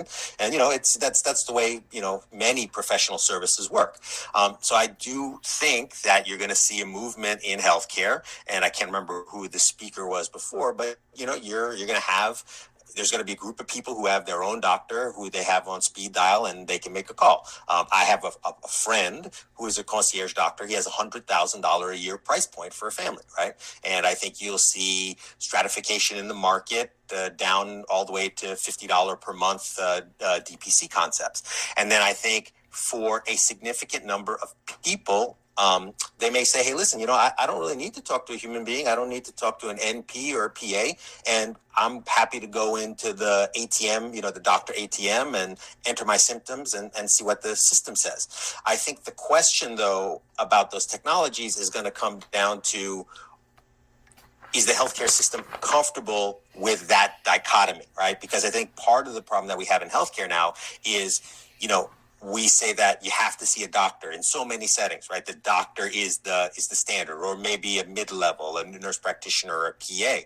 But again, you could see a future where a patient says, you know what, I can't afford to pay $2,000 a month for my health insurance to see all these doctors. Can I get something for $200 a month that answers many of my questions? And you might see that. That might be the future. And let me just add to that. I'll just jump in real quick just to comment on that as well. Based on the direct primary care movement, it's actually more affordable and actually more valuable and cost efficient in many ways. So it ends up costing the system less and patients less, actually, if they utilize it in the right way and pair it with insurance in the right way. We're essentially using insurance right now for maintenance care, which is not the whole point of insurance. So insurance should be for catastrophes. And so once we kind of rethink that whole model of the way we're using insurance, there will be, it may be at some point in the future where, doctors are paid directly by the government for patients, is subsidized in a way. But I think it's already the cost-efficient way to do things. So let me just add to that, so you asked about equity, AI and equity in healthcare. And the American way of healthcare is for healthcare to be physician-mediated, very high quality, and expensive. And the system will actually block healthcare that is not physician-mediated or that might be adequate quality and very cheap. The system blocks that and calls it not good enough. In other countries, technologically savvy countries like China and India, there may be they may not have a choice. So the American system may say that you can still do scans of diagnostic images that are AI-based, but a physician has to be involved and paid. But in countries like China, the choice is not between AI only and physician-mediated AI. The choice may be between AI only versus no scan at all. So when it comes to a diabetes companion app in America, there may be pressure to have this linked to a doctor and to pay the doctor.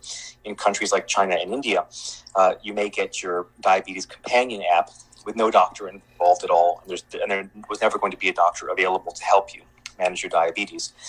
And so the promise of AI is to provide amazing care that is nearly free. And we may actually see that emerge in less developed countries, less wealthy countries, countries where there's not an expectation that the care is doctor-mediated. There's not an expectation that the care is excellent and expensive. It's allowed for the care to not involve physicians and to be adequate and to be free or nearly free.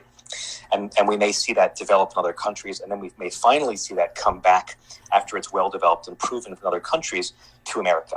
So with that, why don't we move on to, so I'm looking for people who haven't spoken yet, and there's Ajir, and would you like to ask a question of someone in the audience? Yeah, so I'll first probably introduce myself and then I'll ask a question. So at the moment, I'm a founder of a company called PulsePal, and we're currently going on some rebranding, hopefully rename ourselves into Oakley Bio, but we're in the whole sort of remote monitoring space that you were all discussing previously about specifically making use of the CMS and allowing doctors to remotely monitor patients from their own homes. And one thing that I've kind of found difficult is speaking to doctors and finding out directly from doctors how how they'd make use of many of these new AI technologies and what would work best for them. Because I'm involved in developing all of this, and we've pivoted in multiple different ways. We started out as a class 1 decision support device. Now we're moving towards class 2 continuous monitoring device, and I'm also helping develop class 3 hypertension devices. So essentially, are there any consortiums or groups of doctors that, like, as founders or specialists in AIs or people who are building these startups, are there people that we should be contacting or groups of people that we can communicate with? Because it is very difficult getting a hold of doctors. I'd like to add, I'm a physician, and just to that point, I think the physicians might not be the rate limiting step in getting those data. The biggest problem with developing AI algorithms is that the data itself is very fragmented. Each medical system owns data. Each medical record company, each EMR company is separate. And what you really need to, if you're going to develop a machine learning algorithm, for example, you really need huge data sets. And in order to do that, you really need to work with countries that have a socialized medical system where all the data falls under one heading, so that you can really access it. But I want to, before I get into that real quick, I want to also change the primary question of the discussion to ask why, rather than looking at a physicianless future, why not look at the lower hanging fruit? And that would be, for me, that would be medical administrators. Their job is so much easier to put into an algorithm because, frankly, there's little to no thought behind it. Go after the people that do billing. Go after the insurance companies. Replace, like, the physicians who work for insurance companies. The algorithms, again, are so much easier than trying to replace what a clinician does. So I'll quickly mention that, firstly, in terms of physiological databases, there is the MIMIC database. It's about 1.6 terabytes large. So it provides, and PhysioNet provides you with a huge amount of data. EHR database, yes, they exist in silos, but say, for example, if you need echo data, echocardiogram databases, you can work directly with Barts Hospital, and that provides you with a huge data set, or ECG data. So you can use Bayesian, or you can apply causal neural networks, and on top of that, you're able to extract further information. So we're not limited as much by the data. In healthcare, data is incredible, and there's a ton of it. What we're really limited is by knowing exactly what doctors need, and separately developing causal models. But the causal models are starting to be developed, and it's just like having this continuous dialogue of finding out what's the best solution. Are we on the right path? And Azir, I think, talking to, like, what do doctors want, and, groups like this are great for that. One of the challenge with a lot of existing decision support things that are out on the market, like, as an example, today I was seeing patients, adolescents, and I got a pop-up for literally every single patient I prescribed medications for, warning me that there was a contraindication or an interaction for that medication because, they are not fully approved in kids. And so that decision support information was utterly useless and also increases my liability because now I've had to click through all of these things and say, I am overriding this recommendation that this program has given me. They can show that they are value added and things that I wouldn't necessarily have thought of myself, then great. But it's a signal to noise ratio at this point that I think is really challenging. Yeah. So my question was really, how do we cut through that signal to noise ratio, and who are the best groups of people to do? Well, it depends on. My recommendation is, well, first and foremost, I don't think it can be generalized across, all specialty areas. I think you need to do customer development with end users on a specialty by specialty basis. That would be my recommendation and starting point. So this is Steve again. Let me just jump in. So it's a great question, Azir, and feel free to contact me afterward. And there's a group called the Society for Participatory Medicine, and the doctors who are a part of that. It's about getting patients involved in their own medicine. But the doctors who are involved in that are very approachable and very intrinsically interested in things like what you're doing. And they could be people to get on board to be able to speak with doctors and understand the kinds of scenarios you're talking about. So happy to introduce you to them. No, thank you so much. That's incredibly helpful. Yeah, because that's been the biggest problem. We've been emailing lots of doctors, and occasionally, we'll hundreds of doctors, and maybe you'll get about 10 responses, just especially because we started during the height of the pandemic, so everyone was overwhelmed. But even then, it's just really hard, sort of like finding people to speak to. And so I'll jump in. I'm looking at people who wanted to ask a question and haven't gotten to speak or ask a question yet. And there is Javier Perez. Javier, would you like to ask a question of someone in the audience, someone in the speaker room? Yeah, so I don't know if it's so much a question as more of a comment that I would love for people to comment on. And I know that, so I came late in the conversation, and I'm not sure if this was covered previously, but I know that, Vinod Khosla was quoted a couple of times while I've been listening. And, it's interesting to think about, are we going to get to 80% physician-less future by 2030? I think that, one of the wrinkles that, we may not be thinking about, or maybe it was covered before I got on, but, we're talking a lot about AI, we're talking about robotics, we're talking about decision support, just go down the line. But, one of Vinod's big points that he's making is the fact that, we might need to get to 80% physician-less future by 2030 in places like Ethiopia. Like, we probably need to. I mean, there's an urgent doctor shortage. And, we're having a very tech-centric conversation, a very American healthcare system-centric conversation. But I think that we probably have to get to an 80% physician-less future in places where, we just have tremendous shortages. And I think that, one of the biggest things that, I've heard Vinod mention many times before is, we're forgetting about upskilling people. We're forgetting about regular civilians. We're forgetting about, he talked, I just recently heard him speak about, why aren't we training high school students how to do CPR? There's a lot of things that we're just, potentially not talking about. And again, maybe this was covered before, but, I think that that's, obviously part of the conversation as well. Can I jump in briefly, Stephen? Yeah, that's great. Yep. So I've actually had several debates with several of the folks at Khosla regarding some of those points. I don't want to mispronounce Javier. I apologize. I just want to make sure. I had to check your name for a second. And first and foremost, I mean, we are expected to have a shortage of at least 225,000 physicians, and I promise I will go and make a point internationally as well. As you brought up a very important problem that we shouldn't be just focusing on the U.S.-centric issue. But we're expected to have a shortage of 225,000 physicians in the U.S. 2025.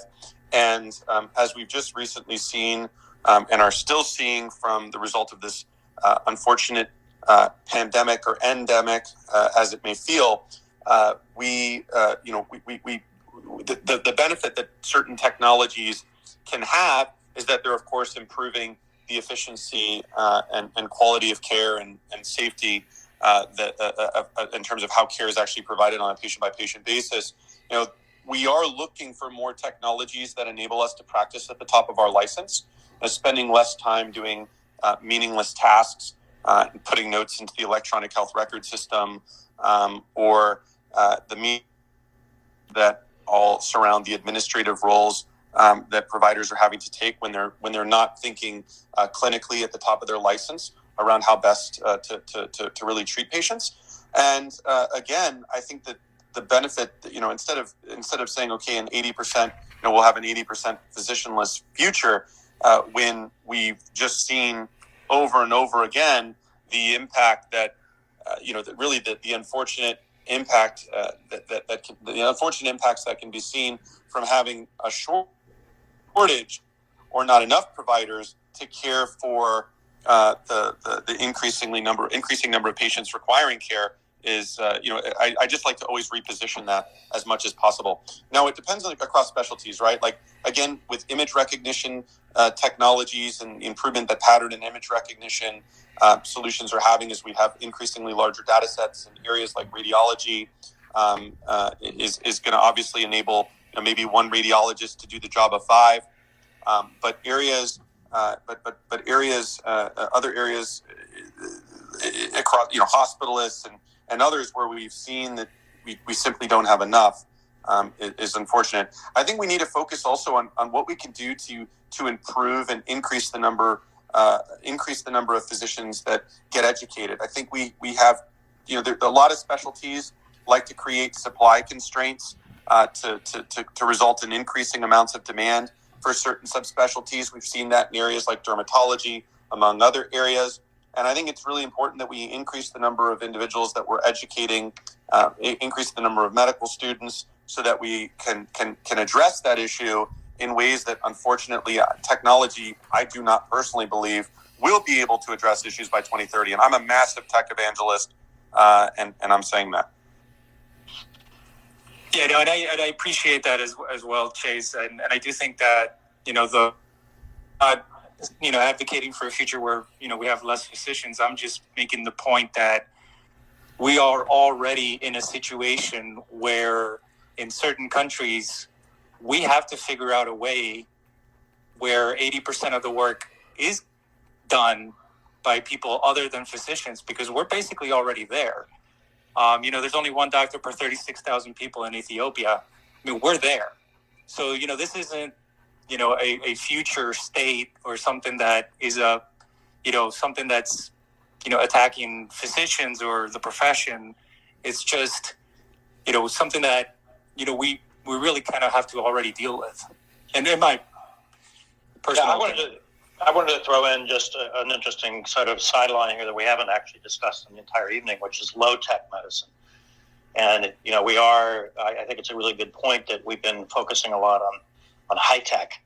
And part of what, I lived in Africa for several years, and, they had, in Ethiopia and many, many places on the continent, there's such a drastic shortage of physicians and especially, technical the technicians in care. But there is an interesting system in at least some of the countries I lived in of lower tech care. And China's done this, for decades.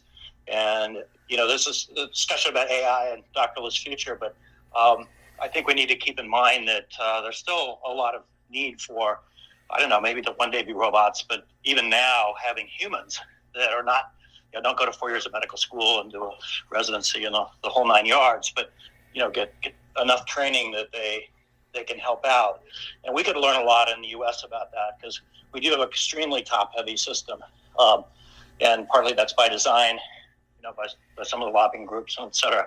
But I think we just need to acknowledge that in this discussion that's mostly about technology, that there's some simple, inexpensive, low-tech solutions to some of the issues that we're talking about.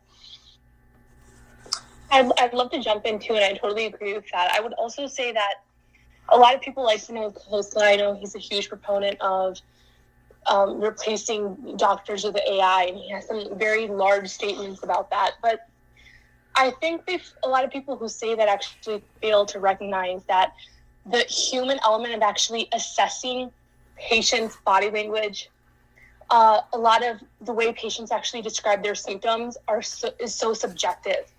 And there isn't any type of universal code through which that patients actually even relay their symptoms. There's so much that needs to be inferred by a physician, and so much that really is beyond science, and it's really art. That's actually very much what I was going to say when I get to my turn. Yeah.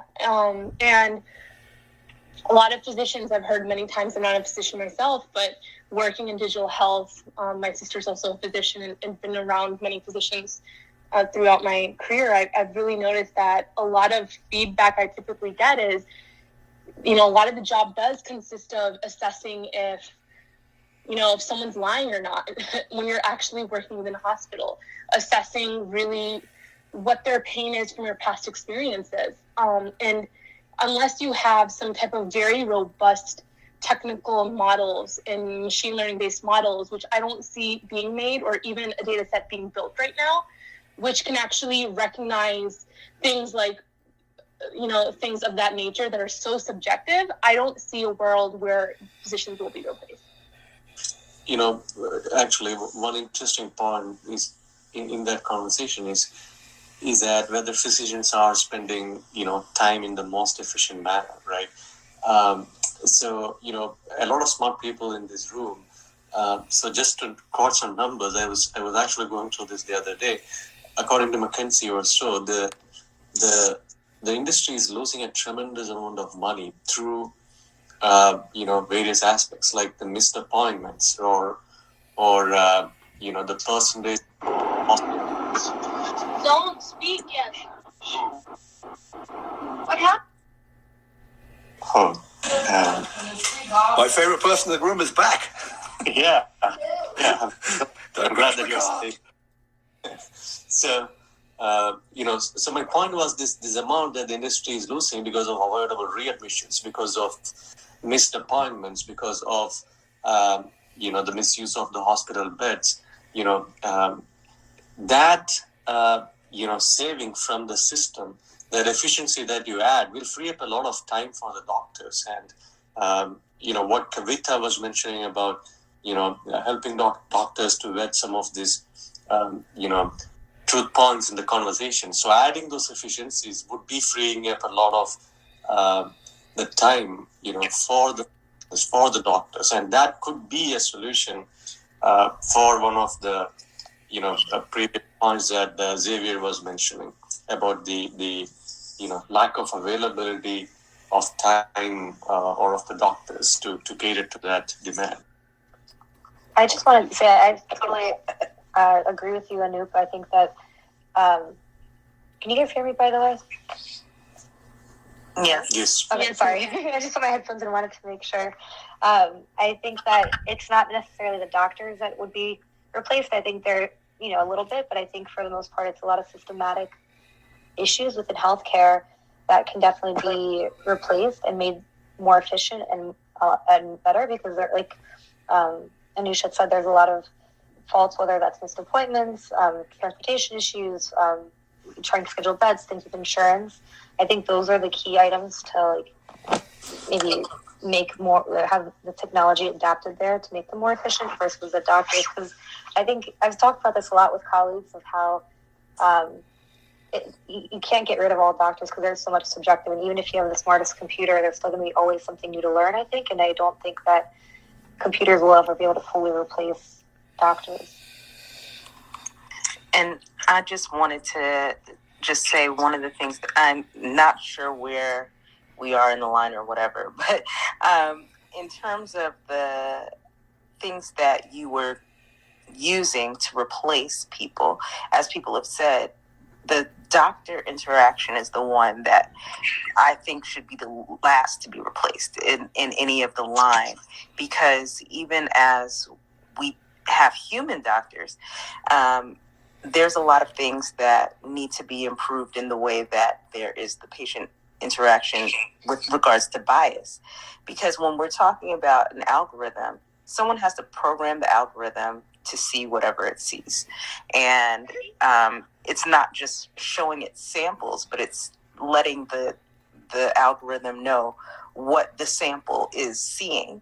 And so when you have people, humans who themselves are biased and don't recognize it, and they're the ones that are involved in developing and training the software, you're going to introduce bias into those into those mechanisms and into those algorithms. And when I have a human person, the human person at least can ask some questions to ascertain the cultural competency and the insight of the individual human doctor. But you can't really ask the machine, hey machine, how well do you know my culture? How well do you understand what people like me would need in terms of healthcare. You can't ask that to the computer, because the computer is just going to be looking at whatever it has been programmed to look at.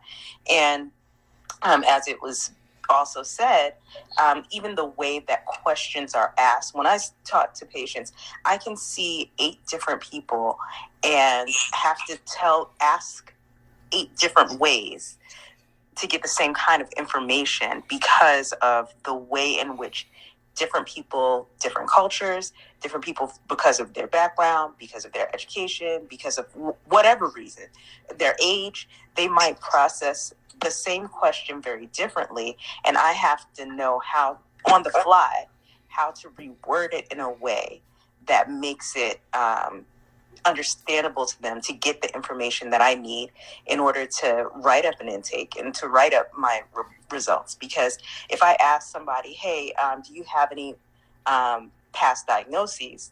Somebody who's very well versed in what I'm asking will rattle off exactly what I want. But then there's some people where I'll have to break down very specific examples and say, have you ever had this? Have you ever had this? Have you ever had this? And then there are some people who I'll even have to go further and have to each thing ask, okay, you said you didn't have this, but have you ever had, and have to describe what the thing is. So those are things that an AI, no matter how well it is designed, isn't going to be able to pick up on, and isn't going to be able to be replacing humans to do. Courtney, I'll take a corollary point to that, though. I'd say actually in some ways it could actually also fix bias when it's working in conjunction with a physician, because a lot of bias, for instance, as you may know, a lot of African-American women have a very high mortality rate. And there was actually a woman recently during birth. The birth mortality rate is very high. And recently, I think there was also a physician who passed away during COVID. And it was on the news because she was African-American physician in the hospital. And she was, due to bias, she was kind of treated poorly by the medical staff at the hospital. They didn't give her pain meds when she was asking for pain meds. And they just took bias and kind of assumed she didn't actually need those pain meds. And I think now if you did have a system that was maybe in some way assessing on a probability basis what maybe her pain threshold would be at that moment, given data in the past, maybe that wouldn't have happened, because it would actually check the physician or the clinical staff and say, hey, actually this person really needs it, and you're denying this person when they actually need it. I think that is ideal, but that would only happen if at the very beginning, at the inception of the creation of the software and the algorithm, that someone who is competent and culturally competent enough says, we're going to program it specifically for this reason. And so I'm not saying that it could not be done, but the fact is that how many of the people who are doing these programs are actually looking at these things. And so it has to happen at the beginning, because once that bias is introduced by the programmers, then it's just going to be a cascade of the same repeated So a lot of it when it comes to AI algorithms. This is a really interesting conversation, but I just wanted to check in also with Stephen, our gracious host, and I know he's stayed past his time he was committing to us, so I just want to make sure he had a chance to say closing remarks and how long he wants to stay. Sure, that's great. Thank you. Well, so what I'd like to do is allow a couple more people who haven't had a chance to speak yet to ask a question of speakers in the room, and then after that, I think we should close down the event, which has gone way over, and that's a good thing. And so, April, you've been waiting forever. I think you arrived with a question for the speakers. Yeah, actually, I have a question, and just want to pose this as maybe a different way of thinking.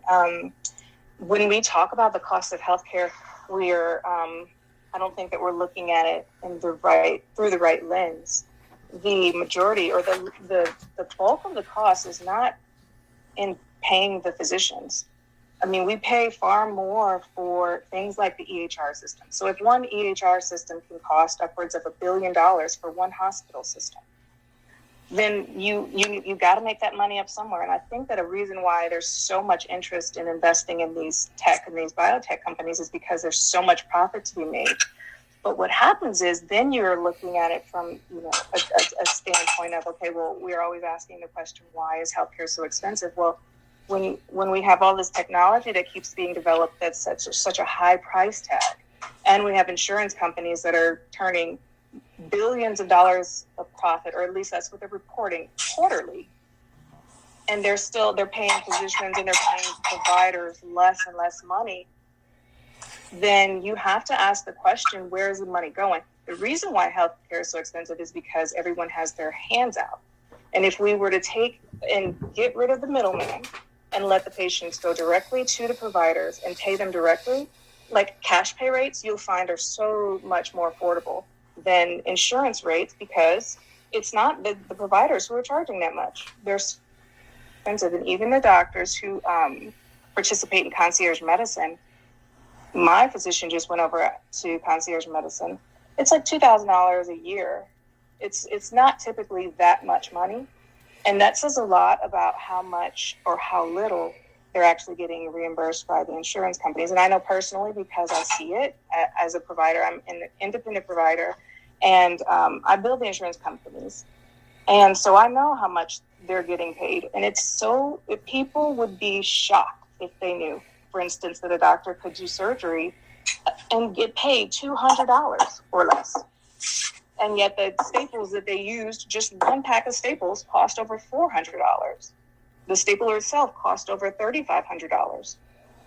But the provider was paid less than $1,000. So when we're looking at the cost, let's really be honest about that. So I think we could all agree that there are a lot of distortions in the system from the fee-for-service, and just that it's such an elaborate system. And I hope we're moving towards fee-for-value, and that will help to rationalize the system. That'll make it worse. A little better. That will make it worse. If I may, Stephen, can I just bring the idea of, instead of saying a doctorless future, actually, I believe we need more of a doctor-full future.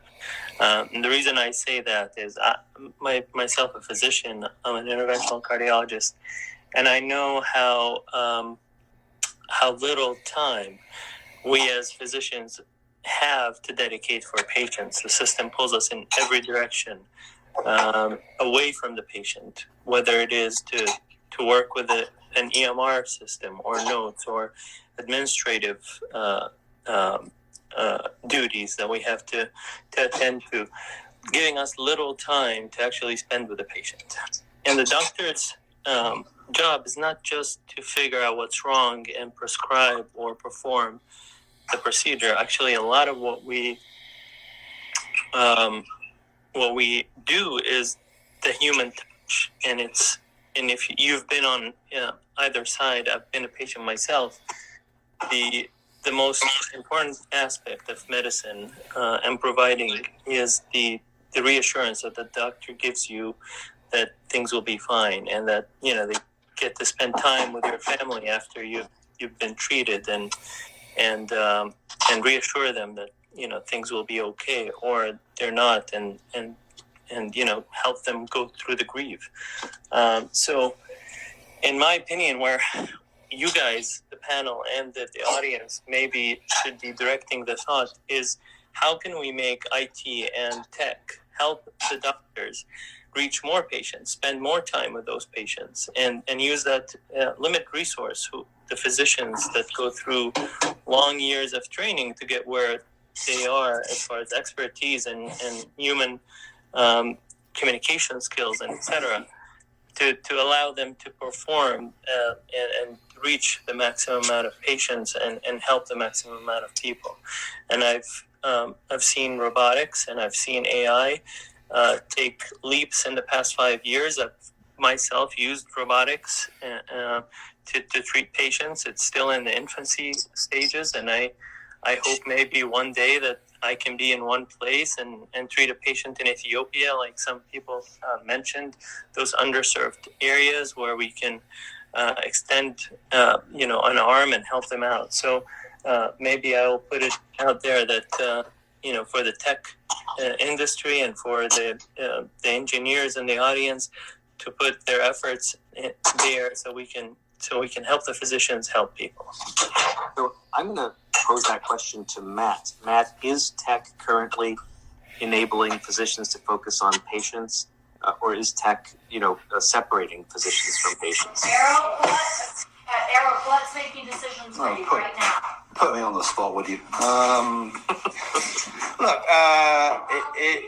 it's certainly got the option of getting better, and I think that the complaints about the EMR have mostly been from the frontline physicians who have to put data in the EMR. It's been terrible for them. I would agree, but I think overall, if used properly, the fact that information is available and electronic is a benefit to the patient.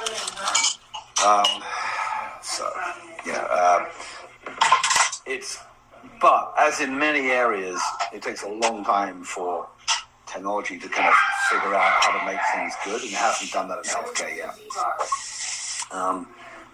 And it will. I think we can look at a future where the combination of sort of AI, the bots, the frontline stuff, and we, a lot of conversation this call about extending it to countries where there hasn't been access to healthcare. Matt, we can't hear you because of the background noise. We just can't hear you. Oh, I'm sorry. Well, look, I'll shut up because my kids are shouting at each other in the background. So that's the way it's going to be. At least no one's crashed the car. Yeah. All right. Okay. I'll sign off, but someone else can answer. So, and then to wind up for the evening, let's go to the next person who's waited in line the longest, and that's Darren. And so, Dr. Darren, I think. And so, can you ask a question, ideally of a specific person in the speaker room, and then after that person's responded, everyone is welcome to jump in to give their own answer as well. Sure. Thank you, Steve. Just a little background about myself. I'm an internal medicine physician. I'm a telehospitalist. I have an Arkansas-based technology company, and we do thousands of visits every year, all in hospital-based patients, everywhere from the East Coast of the United States to Guam. And so I would love to talk about telemedicine. I was talking to the phone, on mute as I'm listening to everybody. But the idea that we're going to have a physicianless future, I think, is really a way to stimulate conversation, but I think it's completely unrealistic. As technology evolves, the role of the physician evolves. So if we were static and we were never going to change, then I think the idea that a physicianless future is possible, then that's realistic. But you can go back in the literature and find early studies of the blood pressure cuff, and those articles cite that the fact that the blood pressure cuff was only to be used by a physician. And clearly today, we've evolved to nurses using blood pressure cuffs, and then to patients being able to walk into a grocery store and use a blood pressure cuff on their own and take that own data or order one off of Amazon.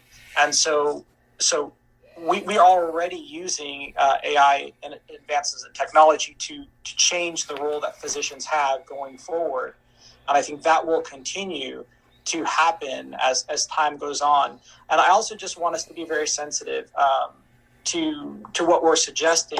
Last night I had a patient who was admitted in respiratory failure, and I had to have a conversation with her two daughters through my telemedicine platform and talk to them about the fact that mom's not going to leave the hospital. She's going to die in the hospital. And that's not the role of AI. That's the role of the physician. That's where somebody can gauge the dynamics of things that are changing in the room and be able to have a professional interaction and help the family through it, because I couldn't have that conversation and then just turn off the screen. I had to allow the family to vent and then talk them through what was going to happen in the next steps. And AI will never replace that. So thank you for the discussions you guys had tonight. That's great. Well, that wasn't a question. So thank you, Darren. That was a question. So that means we get to go to someone else who hasn't gotten to speak yet, and that may be Dr. Blake. So Dr. Blake, would you like to pose a question to someone in the speaker room, and then we can all answer it as well? Yeah, thanks. And I actually raised my hand after something that Dr. Katz said a while back. She's not on anymore, but I'd still like to throw my question out for anybody to grab. And you know what Kat posed. I'm a physician as well. I'm also obsessed with data, and at my company, we sit on a massive repository of natural language chat telemedicine encounters between patients and doctors, and yet in the data realm, I still view our set as not large enough.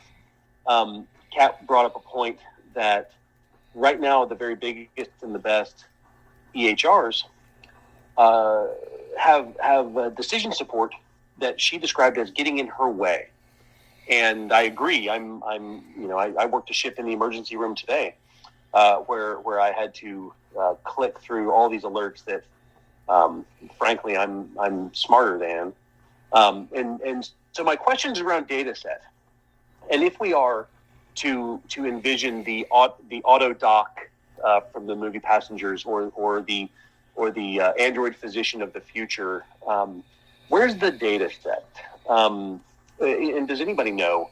Because as I think about it, in terms of data sets, the stuff that we really make our decisions on when we're managing patients clinically, when I'm making a decision, when I'm going to explain a patient to another doctor, none of that's recorded. The shit we write into the medical chart is a version of our interpretation that isn't truly what's processed in the clinician's mind. A lot of it we understand the necessity of billing, and much of our clinical notes are written according to the rules of play for how we are compensated. It's not truly what goes through a clinical decision maker's mind. So my question, long-winded question, forgive me.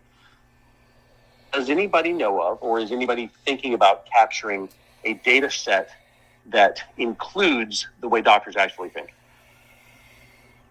Well, first and foremost, I think you made a number of very important points, Doctor, and I appreciate you raising them. And Stephen, if it's okay, am I allowed to take a stab at this? Sure, that's great, Jens. Yeah. I'm making you a moderator. You're too kind.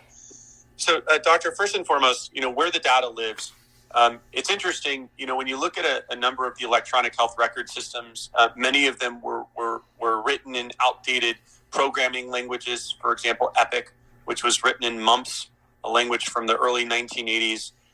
Initially for data protection purposes, we've had to depend on on-prem servers, which becomes very, very expensive. It's a massive capital expenditure to the hospitals.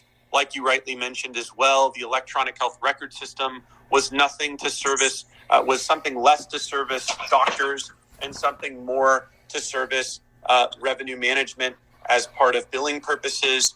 And again, I think that we are seeing that remote patient monitoring. I did have a very interesting conversation with several healthcare IT leaders late last week, and one of the big research organizations where they are expecting that all of the remote patient monitoring data not live within the EHR, but actually within a secure cloud, so that it truly becomes interoperable in a much more meaningful way and can be way more accessible versus locking it up within these systems that become very inaccessible, even with potential and possible HL7 integrations. Because again, these become a moat to many of these businesses. But to answer your direct question, like the way that we move forward with creating much more meaningful experiences is by having physicians as part of the creation process. I cannot emphasize this enough. We need more doctors that will be taking part in designing the user experiences and UIs for these electronic health record systems and support systems. We need them to be part of the creative process. Instead, it's folks who have very little clinical experience or and who are not actively involved in patient care. So the best way to do it is to really start partaking and being part of the creation process. Steve, can I jump in for a second? Sure. Well, let me just add. So I'll just jump in and add that the data that we need and that we barely have in medicine is closed data. So we need data that someone came in with a headache, the doctor prescribed an aspirin, and then we need to know whether it worked or not. That's the closing of the loop. And to a surprising extent in medicine, that patient who took the aspirin never says whether it worked or not, and it's never captured in the system. And so we need to rethink the way we captured it. It captures the closed loop, because if we can get doctors showing why they made a diagnostic decision, what they prescribed, and then the outcome of what they prescribed, and that's the missing piece in general in medicine, even today, that's what we need to collect. And so just getting that step. So that, let me pass it on to, who is that who spoke up? That was Stephen Rodrigo. So let me jump in there for a second. So if I'm just going to be a little bit extreme in a way, because if we don't have a little bit of controversial and conversations that have some tension here, then I don't know where we're going to have them. So I'll just be a little bit extreme just for the sake of having a conversation. So I think we're if we think about 100 years from now, there's probably the research data aggregation separate from insights, understanding the value, separate from the business value of that insight, separate from the messenger that gives it to someone. So I think part of what we're saying is there might be a great solution to identify data from thousands of patients that gives us insight. And that does not mean that that same persona or entity has to communicate it back to patients, because that is probably not ideal for communication. Still, many of the people that are identified to record data have not been picked because they have really good communication skills, because they connect to people, because they know people, because they're extroverts, because they understand different cultural differences. We don't have that. So I think it would be helpful for us to think, how do we split apart understanding data, recording data, getting insights from the messenger out to whoever it is in a different system, so we don't think that all of that has to fit together. I want to have the best data collected, but those that are really good at collecting data and identifying insights, separately from those that are going to give me the message and the tools and the nudges to be able to do something differently. And it might be completely a different entity, and that's fine. So I would just push us to think whether it's not just doctorless future, let's pull it all apart and see what would be the ideal way collecting insight, messenger, deliver, and then action. And what does that system look like? That's great. Anyone else have thoughts on where is this data set going to come from? What is the data that we need in healthcare? Well, I just wanted to throw in, and I know we're kind of winding down here, but just something to maybe think about is, being a reporter and covering this space and kind of talking to all parties, it still strikes me, and it has for years, how different really primary groups talk past each other. And primarily it's IT and the people that design a lot of the devices and diagnostic tools and things we're talking about, and physicians and people on the biological side. I think this is getting much better, but it's just interesting. I once wrote a piece called "Biologists Are from Venus and Engineers Are from Mars," just because partly the world views are so different. But I think a lot of the issue here is it doesn't come down to the actual technology or even what we know. It's how we communicate with each other to build the best tools we can. Hi, this is Anjali. Sorry, I wanted to quickly just make a couple of points. One, before I ask my question, one is that I know, we've been talking about doctors and how important they are, and they definitely are. But I will say that nurses are probably some of the closest people to patients. And I'm saying that as somebody who's worked both, I've worked in healthcare from a tech perspective, but I've also been a patient where I've spent weeks in a hospital bed for a year. And so I will say that having nurses as part of the process that I think, Chase, you mentioned earlier about the design process, the user, the feedback and all of that, just kind of as a loop, is extremely important in addition to, of course, doctors. My question is, having been a patient, I know firsthand how negligent we can be when we're at home, so as an outpatient, right? And how some of that can be, bad for our progress.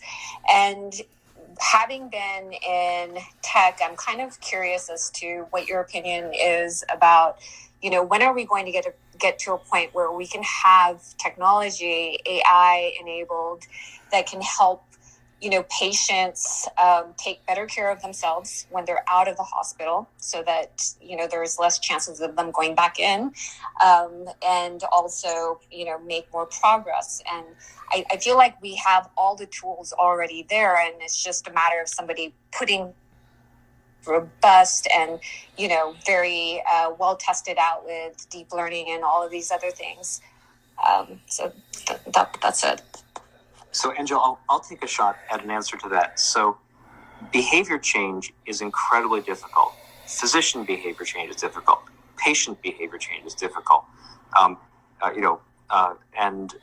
There is hope, though. So, if you go back in time 10, 20 years ago, literally almost nothing works. One of the few things that seemed to work was social.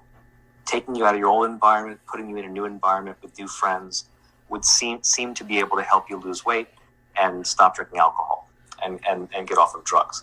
And that's a pretty extreme intervention.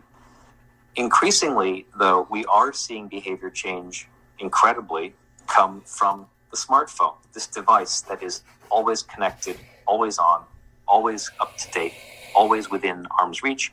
It can be personalized. It can be gamified. It can be social. It can tie your mother in to helping you take your medications, on time.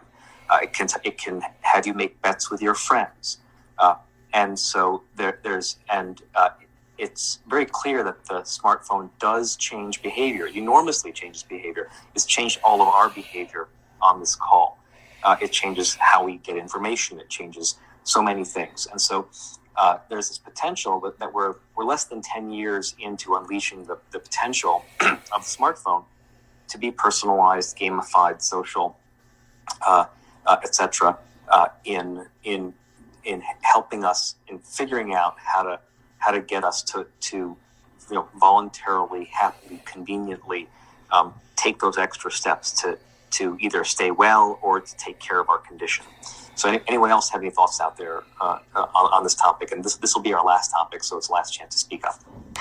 If I could weigh in, this is Sandra. I agree that, and what I would like to add is the power of the smartphone, remote devices with health coaching. I train health coaches around the world. We're seeing the tremendous impact that they are making when they're paired with helping people with monitoring a CGM, for example, and then they're going back to the doctor to communicate that information. So they are the bridge. They are increasing affordability, addressing social determinants of health, loneliness. So yes, they can get it all on their smartphone, but if they have that human there by their side as their guide to help them with the so-called lifestyle diseases that we are seeing more and more. So thank you for listening. Great discussion.